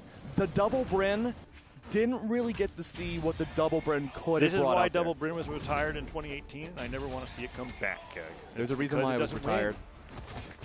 But I mean, again, it just felt like instead of it being 2v2s, it felt like both Bryns were facing individual 1v1s with half the stage room to work with. Well, and when we talked about this in the previous set, right, and we were talking about the strengths and weaknesses of GTG and Dolan versus Himway and Sire, is that when it comes to the split your opponents up and get individual 1v1s tactics, GTG and Dolan are doing it better than everybody else that we've seen today, save maybe Keith and Tiger.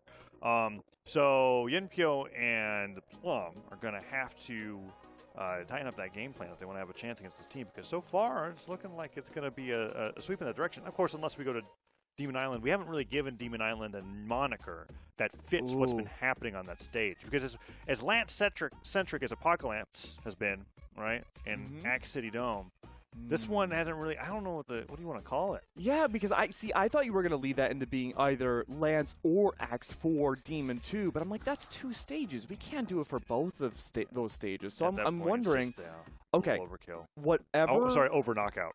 whatever unique weapon we have going to this one, I think we should somehow make it the moniker for Demon. Okay. No matter what it is. The unique one? Yeah. So the one that So, like, the one we see the least. So, not Lance, not Axe. This is a little too horoscopy for my likes, right? It's like we're kind of getting into astrology. Well, what can I say? I'm an Aries.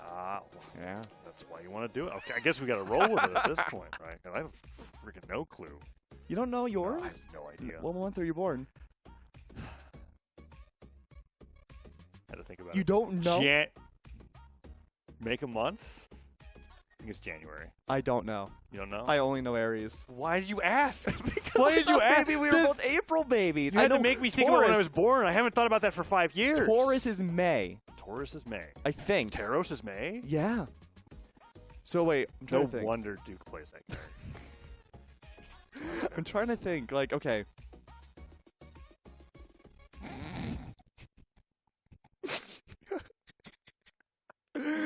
Sorry, chat. I love production. I love production. No, we don't love production. No, well, speak for yourself. Not on an early Saturday morning here in Atlanta, Georgia, while casting the Summer Championship for Southeast Asia. Wow. We don't love production. I didn't realize we were into the next day already. We are. Welcome. So, How's that jet lag treating you?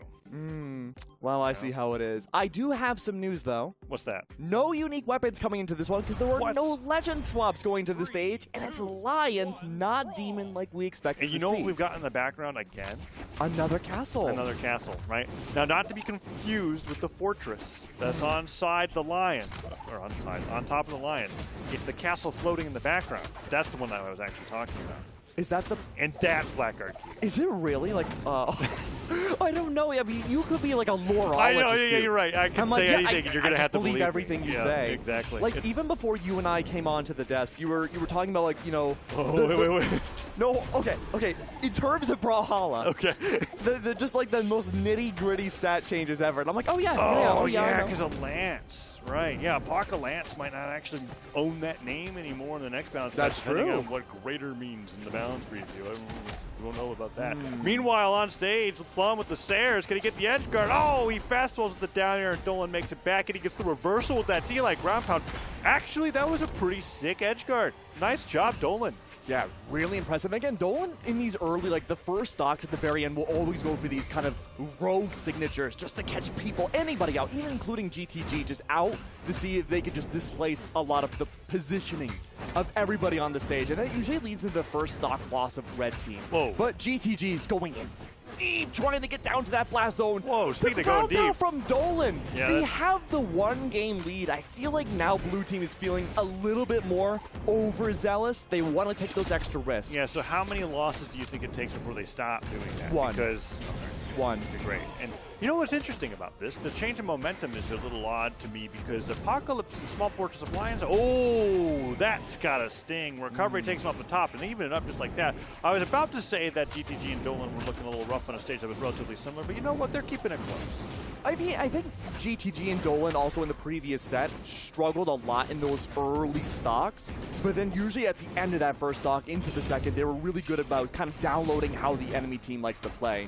But Dolan struggling on this ledge right now. Side air coming out from Yunpyo. Good to remove Dolan's second stock there. They're the one left now with their second stock. Everybody else except the newly respawned Dolan on orange now. Oh. It's going to take one combo. Can Yumpo make it back? Yunpyo. Nice dodge. If he did Good any man. dodge other than straight left there, I don't think he was going to make it back. Side sig doesn't get punished. Nair comes through. GTG sent flying up the right side of the stage. Yunpyo, the weak point here for the red team. If the blue team wants to be able to bring this back, and Dolan gets one sider, can GTG get the edge guard? Side sig with a huge sider does good it. side Okay, air. it's not a 1v2 just yet, but it could be if LaPlum's not careful. Yeah, same with GTG. It really comes down to who can get this, well, next valuable hit. Can you get a revenge GTG knockout? falls. And this is the litmus Side test for the double Bryn. Oh, that's right. Down sig goes through delay recovery. That's going to take him off the top. Oh, no. The double Bryn never worked, Keg. No. Now we're down to singular Bryn. Spear versus spear. Big advantage right now for the Bryn. Oh, the spike actually hits. He gets the sider right afterwards. One more Sarah could do it, but he ends up missing. The down what? No! Oh, you had the golden goose egg right there, Taza. Yeah. You drop it on the floor. Yeah, he dropped it. The golden yolk's everywhere. You can't eat that. Yeah, well, I mean, it's probably still falling because the Fortress of Lions is actually pretty high up on the mountain, Oh, right? true. So like we gotta like wait for it. Oh. Wait, hold on. And Dolan has been looking for that combo for like the last set and a half. I'm waiting to listen for the egg to hit the floor. Oh. Hasn't reached it yet. Ah, There it is. There it is. Oh, The cracked golden all goose over. is pissed, right? I wonder what a golden egg would sound like if it cracked open. I think it just sounded like a regular egg. Really? I Yeah. feel like it'd be metallic. Like, Are you saying? Well, it depends. Is it gold plated, or is it like liquid gold yolk? oh. Because at that point, Huh. it might just end up being like a weird sludge sound. I don't really know how to. I don't know. I'd be making sludge sounds if that final 1v1 happened to me that last game. It's 2-0 though right now for GTG and Dolan. And Dolan loves, again, to go for those combos directly off the right side of the stage. It's been good at stuffing out at least one of these Brins thus far, but... Oh, the double D-line cider on both of their opponents. Full conditioning. The ground pound doesn't connect.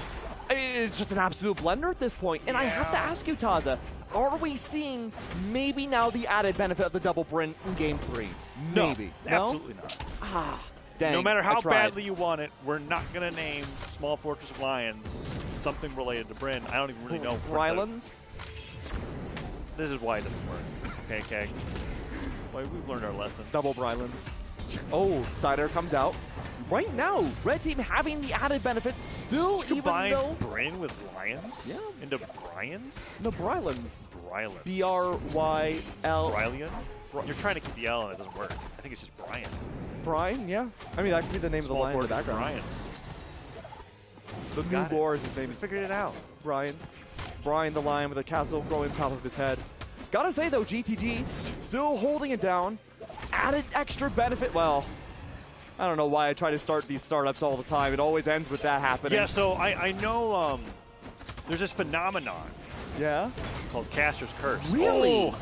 And no matter what we can do to avoid it, it'll always happen, right? And that's what we just I mean, like you said, we control the show. Correct. That's why we start with this out. Oh, We already know what the well, we're script not on is. screen right now, so technically Oh. we're just commentating about True. it. Right? We're just kind of it's like two jerks at a theater talking very loudly over Like the Barbie Muppets? movie, right? What? What did you say? I literally just didn't hear what you said. Oh, the old men from the... I still don't know what you're talking. Now I just don't know what you're talking. Oh, about. okay. Even Sure. game. I Plum suppose versus so. GTG. Who goes down? Yes. Who goes down first here? Oh, I think no, that's a might great be question. I think it really comes down to Plum. If Plum can just play for safety right now and maybe put Yunpyo at the risk of a 1v2, they could still have that added benefit of taking out GTG early. It comes down again to separating. The Cider comes through. Plum does play it safe, tries to go for the finisher against GTG. Recovery goes into the air. Back to the side of the stage, though. Weapon picked up. Double lances out, but no. Oh, but does Dolan do it again? All in vain. The ground pound from Dolan, trying to play for safety off of the nair to get course back he onto does. the stage. Oh. Gravity cancel D6 He went for finds that down nothing. to catch out LeBlanc. They dodge. The He double just sideline Sair! Sairs through both of them. No, Dolan Dolan! secures victory again Wow. in a 2v1. Depending on the There's perspective. something about the right side of Lions that is just like this miracle maker It's for the Dolan. side that the Lion's not looking at. Oh, true. Turns a blind eye to this Sair. So that Sair Oh, misses, and I was okay. kind of like, what are they going to do? And then they were Yeah. kind of like, no, hold on. We'll set you up for it again. There we go. And then Dolan, celebratory, blasts the sky with a neutral signature and says, I'm going to grand finals, because that's the truth. That's where Dolan and GTG are going. And that was after 2 games that we were both getting ready to be like, okay, maybe there's a chance for Team Brian Yeah. I making mean, it out on top. they kind of put a bow tie on it. You know, if it was a reality where we didn't see the double Brin come out, what kind of combo would you have wanted to see? Yeah, I don't know. Yeah, It depends on the character. one Brin. I guess I would have liked to seen one. Yeah, that's 'Cause true. I- Something we- that's not double Brin. Yeah. Well, no. Are you talking about like a legend combo? Yeah. Typically, if I was thinking about European standards, Bryn Olgrim, Okay. that's Yeah. probably the best that you could do. It was kind of something that was played by. A little bit different from the Orion Olgrim we saw.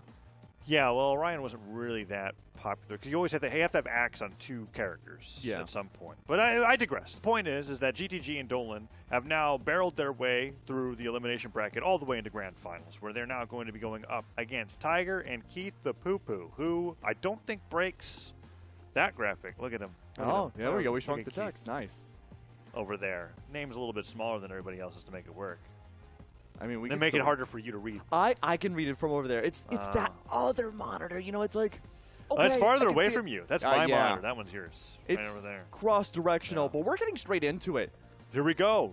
So- Stage striking. Demon, Apocalypse, or Miami? Which one will it be first? I think that's going to dictate the tempo of I this. think Demon. Demon? No, okay, no. Oh. I forgot that it was GTD. So if it's GTG and Dolan picking first, it's always going to be Apocalypse. Hands down. You I'm okay glad there, we're Keg? sticking What, with did I say something wrong? No, you said it perfectly right, and that's what I appreciate about you. I like working with you, Todd. Oh, thanks, Keg. This Yeah. has been great. Yeah. Midnight casting, Southeast So- Asia. We're not having double Bryn this time, though, from Tiger and Keith. Now, Right. we obviously never saw that from either one of them, but coming just off of the double Bryn, we have the Alucard and the Bryn instead. Yeah. What can the Alucard bring to the table that double Bryn can? Well, so far I've seen a lot of side signatures. You get these setups with sidelight side air on Orb. That's a little bit easier to follow up on because of just the amount of time that it takes for the animation to finish. And then you got D-Light side air on Sword as well. But so far, Dolan and GTG are just not letting the red team play, so I couldn't honestly tell you. I'd have to see Tiger get something started first. There's one sidelight side air. What does he do? He gets down here to meet. Now, I sound like a broken record, but if you're just tuning in now, again, the big added benefit that you don't really get to see inside the actual game itself is that Tiger and Keith have been working together for a long time. Their communication, in theory, should be better, I would say, than GTG and Dolan. But I gotta say, the chemistry that we've seen from these two, at least thus far in our casting block, have been phenomenal.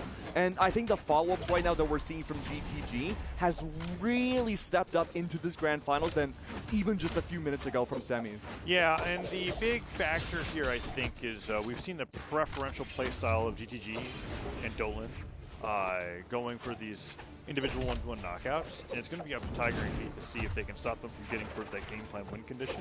Because so far, it's looking good towards that end, especially with how healthy Dolan has been so far. Some unfortunate friendly fire there, but GTG manages to barely hold on after that down stick clips him. Well, Weapon toss? That Doesn't almost need it. worked really well for Dolan to remove GTG away. It completely stuffed out all of red team to the right side It of the made the stage. camera zoom out far enough He's like, yeah, to okay, where Dolan was able to properly evaluate. back the double away, knockout. Olgrim. I've Yeah. got this. And he's just been able to stuff them all out into that He's 2v1. still surviving too. Ogrim's a tanky character for sure, but this amount of survivability, okay. Side stick will be more than enough there. And the alley-oop from Keith may have actually reduced the knockback there on Dolan. Oh, great weapon throw into the unarmed recovery there from Dolan. Sends Dolan off stage, though. That's gonna Good be a follow-up knockout. from Tiger. And now GTG's got to be careful about getting caught into a team combo here. Gets one down air, avoids everything that they try to get started, and Dolan makes it back. Can he find a weapon? He can! Spear picked up, and he gets right in the middle of the fray. Let's see who goes down first here. It's a pretty close game one here in Grand Finals. Yeah, that very small window before Dolan respawned was so important for red team to he just gotta rack get up going. damage against GTG. Total hit, did he touch? 1v1s again. Tiger goes for the hole. He didn't touch, he's done. No shot of bringing it back forwards. And again, like you mentioned, GTG and Dolan just finding every single opportunity possible to separate Tiger and Keith and making sure they had to face So 1v1s. I'll stress that this is a strategy that I'm not a fan of, but one that I will not knock if it is working. I personally prefer when I see a team go for an edge guard and they're both making the same effort on the same side of the stage. All right, so you do a situation where you side air your opponent and they go flying to the other side, and then you can dash land over the other side of the stage and join your teammate in trying to edge guard that one person. We did because see that in the if you do, beginning. because at the very end there, it was just two individual edge guards that happened to work out. But in theory, 2 versus 1, way easier to secure one knockout, and then you just have the 1v2 on the other side, and so it goes. Well, But we did see that a lot in Stock 1 of last game, where GTG would be there for the follow-up off of Dolan, sending everyone off stage, but it really felt like the onus of those 1v1s was more so from Tiger and Keith. right, well, whatever the case is, GTG and Dolan have proven that no matter who they fight, oh, that ground pound after the spike coming out from the neutral signature there, they're winning in the 1v1 separation game plan. And Keith and Tiger, they've got to do something about that if they want to stop them from going into a bracket reset here, because game 1 went over to them, and game 2 is on its way to going towards GTG and Dolan as well, as Keith goes down to that down signature. GTG going to Grand. I mean, they're already there, but still. Yeah? I like where your head's at. That was a good one. Thank you. It only took this long to think of it. Hey, it's because we didn't expect him to. That's true. Yeah, That's true. Now we know. Expect the unexpected when it comes to GTG. Dolan, though, does fall underway. The last person in Game 2 to lose their first stock. Tiger struggling to not get hit, especially by going to Grand with that axe off of the right side of the stage. But again, we're seeing 1v1 territory come underway. Yeah, Side airs with a follow-up from Dolan, though. Let's see if they get that separation. Falls with the side air there, back swing to the dare, but doesn't get the landing hitbox. GTG in the sky. There's a nice side D-light stare. Tries to go for the alley-oop off that neutral light, and Dolan just does not position correctly to get anything afterwards. I think that's it for the jumps. He didn't even touch. I did. Ground pound stopped it from happening, and GTG goes right back over the Tiger as they end light chase dodge off the side of the stage. Tiger uses a scary amount of jumps there on his last stock, and GTG and Dolan are on the cusp of bringing this to match point here in Grand Finals. Yeah, and again, it just seems like Tiger and Keith are opting to go for these 1v1s just to try to eliminate one, have that small window before the respawn to maybe go for a 2v1 against one of the members of Blue, but problem starts with, okay, maybe now there is a little bit of reprieve. Dolan is stuck in that 2v1. Yeah. Doesn't have the jumps to make it back to the stage. This is probably the best chance right now for Red Team to bring this entire And set it's to even. gone. Yeah, well, there it goes. Yeah. You had to talk. You really put emphasis on best chance so that you knew that it actually wasn't crew that script. anymore, right? Well, Yeah. what can I say? In the editor's notes, but oh, lordy. 0-2 now. And like you said, really on that fast track over to the bracket reset. GTG is going to have to be GTGA because he's going to Grant again Oh, at this rate. His evolved form. Yeah, like the evolved form is just literally the same thing, but with like an asterisk. Like it's just, I am slightly The stronger footnote. now, right? Like I would be so disappointed if I was like playing like Pokemon or Digimon, and then just the evolved form is just kind of like an addition to the name, and everything stays the same. I mean, there's a few like that, though. Really? Like Yeah. what? Porygon 2. Porygon 2 is aesthetically. I mean, one of the coolest. Yeah. I don't One think. of my I was favorites. literally just thinking that it's just it's literally the same thing. Oh, Like you I get a Teddy see. Ursa into a Teddy Ursa, you like half like Teddy Ursa. Teddy Ursa plus. What? You're right, you're right. That one's going to keep me up Three at night thinking extra about it. base defense.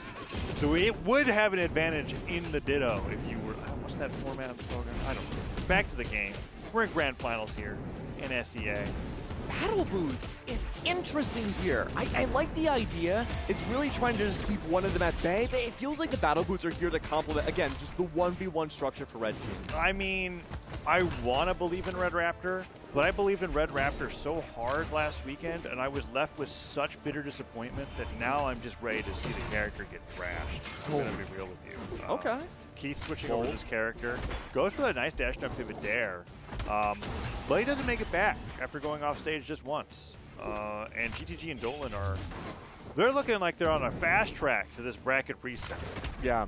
Right now, Tiger and Keith have just no idea, realistically, how to approach this.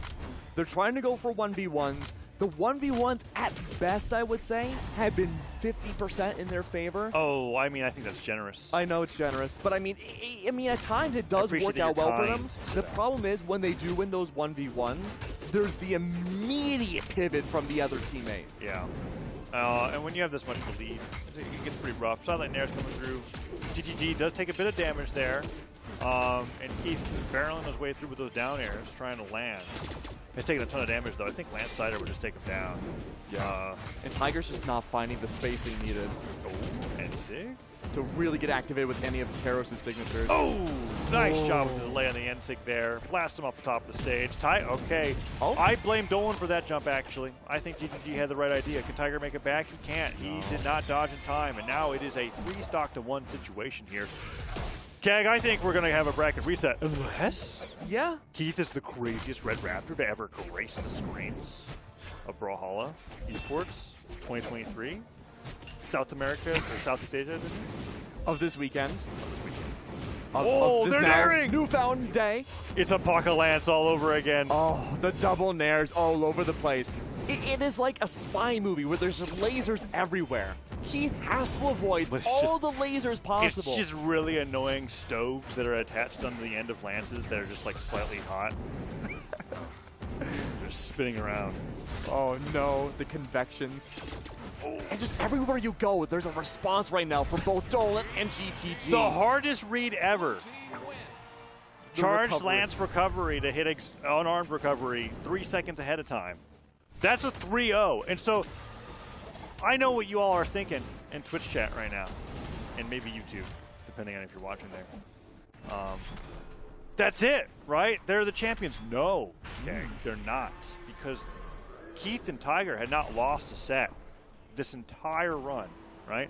Only Dolan and GTG were able to do it, and because they just lost that set, they technically go into the elimination bracket. So we have ourselves a grand final reset, as the graphics say right there, and Tiger and Keith are just fishing for answers here in their legend pool. I like this. Like the Koji Orion? Yeah, I mean, for us, it takes us way, way back to the olden days of 2v2, seeing a lot of Koji Orion, especially the skins. Seeing Metadev Orion return to the screen once again makes me feel young again. God, we're so old. But Yeah. on the bright side, though, Koji It is the oldest meta. Yeah. No. No? Yeah. Yep, he's been around. Yeah, because Bryn was second.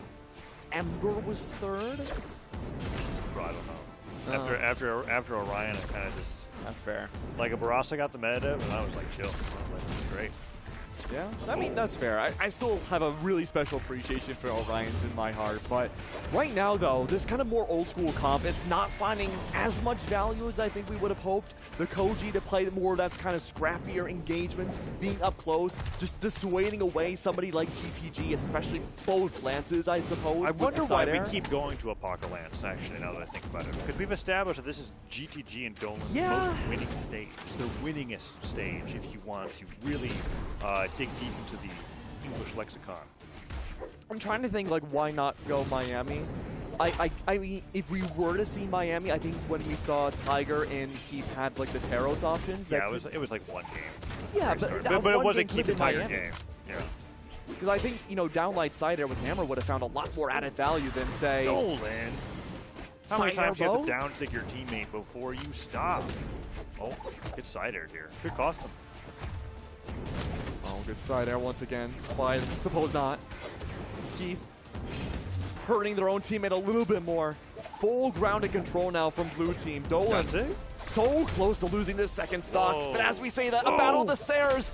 the weapon throw was crazy. That was from his disrupted teammate. everything. Yeah, it disrupted everything in a very bad way. It made Keith drop his edge guard, and then Dolan turned it around with that reversal. And now it's 4 stocks to 2. This is looking rough for Keith and Tiger. Yeah, again, you have to wonder with, like, outside of the game itself what the communication is looking like, if there is any. Some teammates kind of benefit from just playing their own game. How do you play doubles? I like the calm. Communication. You like calm? I like calming. Yeah. Yeah, I Are you the always shot have. caller in your doubles team?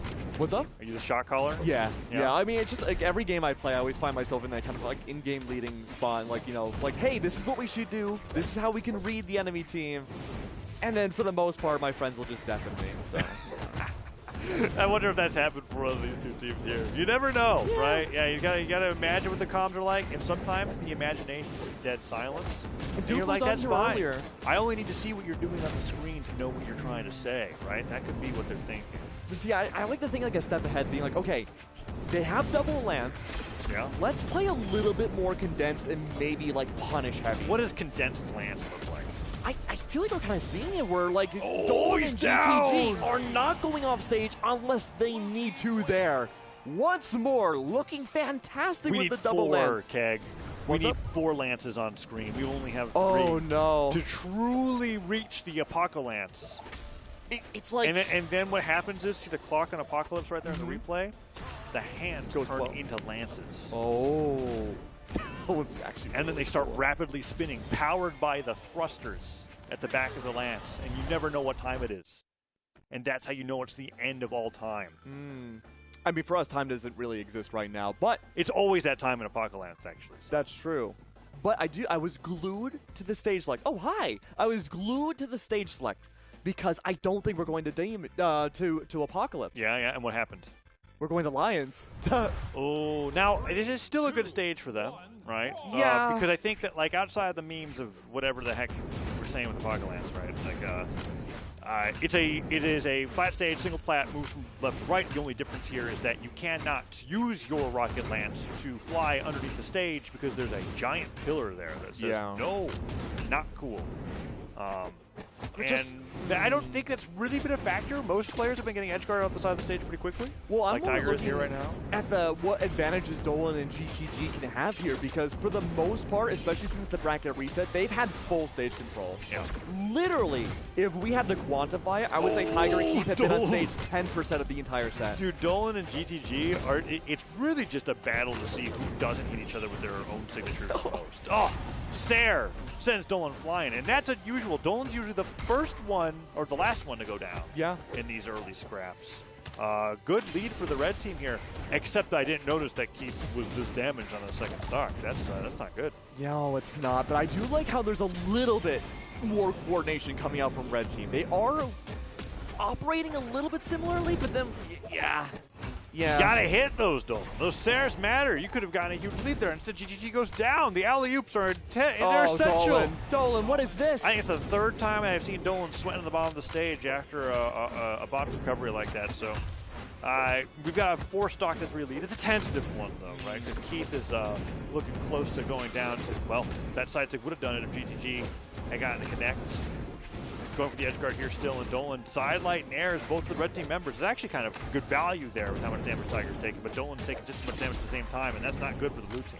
Yeah, I think for Dolan right now, it's that extra pressure of having Brian in the background just overlooking everybody. Whoa. Very, very lit up on this last stock. Oh, the recovery trying to go through. Didn't need it. Pogo. This is an odd game state here. Yes. I think Dolan's got to be okay with the fact that GTG might go down, and he's got to play very conservatively. If he goes down, I don't know if I trust GTG to get the 1v2. I mean, at this point, you know, they've been facing against each other for so long. Oh. That sidelight was huge. Dolan would have gone down if it wasn't for it. Okay, good recovery. Both members of blue team brought over double side air. Okay, Keith.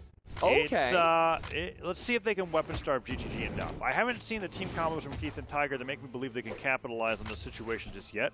And with the axe, we were talking about that before. Oh, it's like the best weapon to have in this situation with Tiger being at the damage to do that. Yeah. Yeah, and I think there's more we can speak about with the Azoth pick after this engagement. We'll have to wait and see if Tiger can survive a little bit longer. Axe versus Axe, and the added lance from one recovery would just do it. Cider would do it as well. Tiger's running for his life. Oh, there's the side air. He just could not hold on to it. GTG just getting right through. He's going to win this 1v2 keg. Oh, no. You already have the script in hand. I can see you're rustling the pages around. He's just playing that well. They can't hit him. Keith has no idea. He's losing the Ogrim Ditto so hard. Just really looking for these punishes. The clash saved GTG. That would have just been it. He throws his weapon away, and now Keith has a chance. One more hit will do the trick. Oh, this it's is down to this. Here. Who can find the optimal punish? There it is.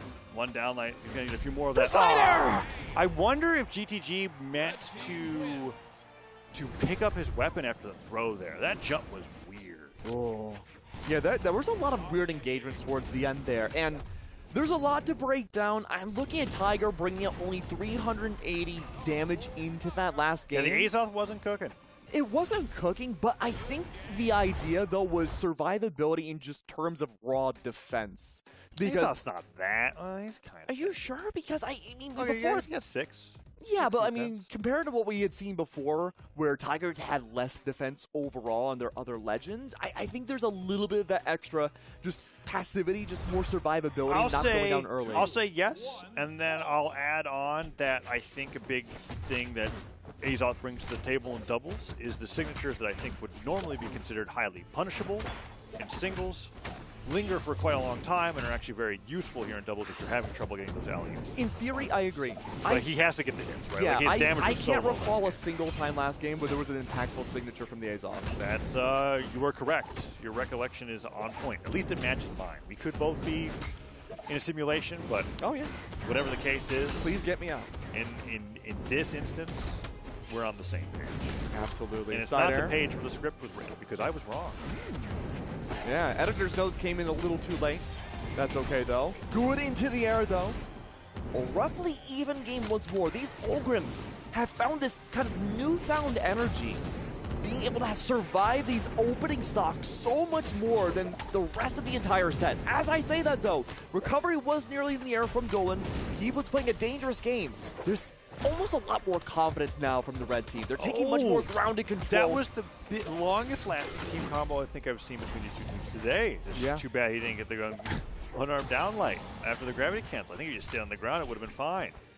Evened it up, 4 stocks to 4 here. Tiger and Dolan decently damaged. Let's see what happens here. Dolan taking Tiger on in that 1v1. And you're right, those signatures, while he is letting them rip from time to time, he's kind of like off in the distance. I guess you could argue maybe it's stalling someone like Dolan, who has to respect the signature more, and they can't really engage back on stage. I suppose. It hasn't really seemed to have affected Dolan's pacing at all, in my opinion. But we'll have to wait and see. Right, we've got a lot more grand final to play here. Reset 1-1. Dolan goes down to 1 stock once again. Maybe the old Grim Azoth was what they needed to stop the force that was Dolan and GTG. Good dare, though, coming out from Keith, keeping Dolan at bay. Dolan immediately picks up the weapon, goes for GC down sig, tries to just keep everyone away from him, and it works for a few seconds. Does allow a little bit more time for that respawn to come underway. Once more, kind of in that lower area right now, the blue team struggling to find the same pacing as they did before that racket reset. Oh, good angle on the end sig and gets the recovery up the top. Dolan's just got to be careful with the damage that he's taking. If they can starve weapons from Keith, they've got themselves a good shot to take it to match point here. It's going to go match point either way. It's just going to be, whoa, Keith? Wow. Okay. I think now, if you're looking at Tiger and Keith, this may be the winning combo. Dolan, please. Dolan. Gravity cancel end sig, gets hit by the weapon throw in the middle of his recovery, has no chance of making it back, but GTG with the side sig. Okay, we've got the old Grim Ditto again. Now, last time I said GTG was going to win it for sure, and I was wrong. So this time, GTG is going to win it for sure. Damage output, though, for was sure. very similar last time, Taza. He's totally got this. There's no way he drops this 1v1 again. Oh, there we go. Good setup. And Keith is there to levy things once more. And I'm looking at that Azoth once more. We went from 300 damage last game now to 200. Yeah, I would fixate that on a little more than the 825 that Keith did if I wasn't just so distraught about how wrong I am with GTG winning these 1v1s. What's wrong with me, Keg? You know, I think it comes down to just the punish potential that Keith is bringing underway. We're seeing a lot of I thought you were going to go into detail about I asked you what's wrong with me, and you're like, you know what? I think I've got a very wrong good... with you. No, I know, but it was just like, at first it was like, you're going to give the most confident reply, and I was like, oh my God, he's just going to destroy me. And then you just gave me like a real answer, and I appreciated it. I just wanted to let you know. Well, if I can say how I really feel. Where to begin with you, Taza? Well, let's wait until after Grands, perhaps, right? Because it's match point, Summer Championship here in Southeast Asia. Keith and Tiger, I thought were going to be brought to the brink, but after this switch to a team composition, which I honestly think that Keith is just hard carrying. He did 825 damage last time, and Tiger's really just hitting him with down sigs, and his damage is like going down by the hundreds every single game. They're still winning, so I can't knock it. I mean, you could argue maybe that this is working in the benefit of Keith more because, you know, Tiger is just keeping at least one person in these 1v1s at bay. He's mostly playing for the stall, allowing Keith to activate these 1v1s, especially against Dolan more. I'm just here to be a body that occasionally gets hit instead of yours. Go, Keith. Show them how it's done. Oh, Dolan, that's not the neutral sig we were looking for there. Keith doesn't get a good punish on it, though. Dolan's really just trying to find these ideas to maybe just catch someone like Keith off guard. And it hasn't really worked since we've gone to the reset. It did early on. It did in previous sets, too. Not so much here. This is a much safer game coming out from Red Team, I would say, and it's working out well for them. It's forcing Dolan to play a little bit safer, but as I say, that neutral sig does come underway and removes Keith's first stock. Oh, Dolan managed to make it back. But how much longer? Avoids the down sig there. Yeah, no matter how many times Tiger's put out a signature expecting Oh, double D light. Goes for the triple down light. I respect it. He's trying to get as much off that stock as possible. But yeah, Tiger's signatures against Dolan. Oh, D light cider gets a little friendly fire. Somehow GTG doesn't get caught. I'm not really sure how, but that's pretty cool. Okay. Goes down. Dolan does lose that first stock. I really want to just hyper-focus on Tiger here, because Tiger has the most amount of damage applied. Arguably, some of the highest defense, I would say, in this entire lobby. As long as Tiger can... Oh, jeez. I didn't finish my sentence. Yeah, I know. But I thought I would let you try. Yeah. I went for a sip of water during that. I was kind of like, he doesn't know. See, as long as I'm not... whoever's talking is just going to be... Yeah, that's fine. I'll handle it. Now Tiger's got one last stock to play with here. And this might be the game where the low-damaging Azoth truly gets punished. I mean, we'll find out. We've got two separate edge guards going on right here. Tiger dropping his, Keith dropping theirs. Double DC didn't find any value. Cider will do Tiger. it. Dolan, will he go down? No. Dash jump pivot Cider does not connect. Dolan manages to survive a little bit longer. Tiger going for the edge guard here with the downline recovery. No, misses the downline, and Dolan gets a wake-up dare. That's okay. Yeah, just a lot of poking and It prodding is right now. a deceptive lead for the red team. I'm just focused on Tiger. Yeah. Tiger's really the win condition right now for blue You team. might as well just jump around and dodge a lot, right? I mean, that's kind of what he's been doing, but I don't want to make that sound like it's a negative thing. Because Yeah, again, well, I'm just saying if they really, because this is the game to win grand, right? Yeah. Like in this game state, this much damage, you really just have to make it so that your opponents are paying attention to you and just watching the case that Keith gets caught in a 1v2 combo, which we just haven't seen. it just really feels like the Azoth would allow Keith to find better positioning to punish out both the blue team, and it did for a His while. weapon in a 1v2. Oh, recovery comes through. That's why he threw it. He needed the unarmed recovery. And now Dolan in a 1v1, No Keg. way. Keith goes down to one stock. All right. Will this go to Game 5? Or is Keith going to secure the 1v2 victory to become the champion here in Southeast Asia? We're about to find out. This is the wildest grand finals I have ever seen in any game. But I gotta say, I'm here for it. I love this. Great startup, though, coming out from Keith. The cider comes underway, and like the text says, unbelievable coming out from Keith. What? Wow. And that's just like that. Keith and Tiger are the champions here in Southeast Asia for Summer Championships 2v2. Congratulations to them for winning that. And the damage actually Didn't prove. Well, it went to 329. It was actually kind of nominal. But 765 coming up from Keith. A true carrying force here in doubles. Tiger just kind of having a fun day on Azoth, you know, taking a little vacation, summer break. You can see all the ocean and the sun and palm trees in the background behind the replay box. And that's where Azoth was going, bleaching his bones, you know, chilling out. Bleached bones. I mean, it was Duke who pointed out almost breaking the monitor. The little birdie here. You know, Did he actually touch the monitor? No, I don't think he actually touched it, but like I know. You gotta be something careful happened. about that. Yeah. Ghost will come out there and he will hunt you down. Oh, that's like we don't touch this TV wall. Oh, you don't touch any TVs. What do you mean, like Good general? greasy fingers, you know. Oh. Fingerprints. No. I mean, I can't not put- intentionally. can't I put my hear something Azoth happening in bleached production over bones there, on the and monitor. it's freaking me out. Actually, I have no idea. They're probably laughing Listen, at us. this is Southeast Asia Summer Championship. It's done. Tiger and Keith, after going through that grand final bracket reset, found the team composition necessary that they needed to have to take down GTG and Dolan, and they're going to be the champions here going into this weekend. But Keg, is that it for the Summer Championship? Ooh, no. Because we still have a whole other weekend of different regions for 2v2s. Oh, I and can't wait. I Who's mean- coming up next? Oh, let's see. We have Europe, we have North America, we have so many more amazing I mean, places and regions. you went through all of them. I just Oh. wanted Europe. Okay, We have the rest of the We'll world. get to the other ones tomorrow. Today, later this morning. What time is it? Oh, wow. Later this morning, we'll have Europe. Check it out. Thank you for watching. I mean, that was the screen that was telling you it's going to be tomorrow at 11 a.m. We'll have the pre-show. It'll be a lot of fun. See you guys then. Smile and Good night. wave, boys. Smile and wave.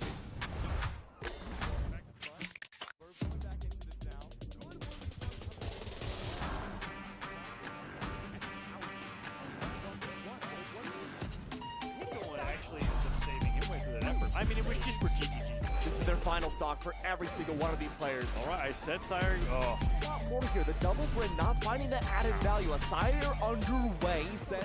small Fortress Appliance. Oh, that's got a sting. Recovery takes him off the top. Big advantage right now for the Brin. Oh, the spike actually hits against the Cider right afterwards. One more Sarah could do it, but he ends up missing. The down what? The ground pound from Dolan, trying to play for safety off of the Nair to get course back he onto does. the stage. Oh. Gravity cancel, desync, He went for that down to the catch on the plum. They dodge, but he double just sideline Sarah! Sarah. For the roll. He didn't touch. He's done. No shot of bringing it back forwards. And again, like he did for a while. Oh, recovery comes through. That's why he threw it. He needed the unknown. This great startup though coming out from Keith. The Cider comes underway, and like the text says, unbelievable.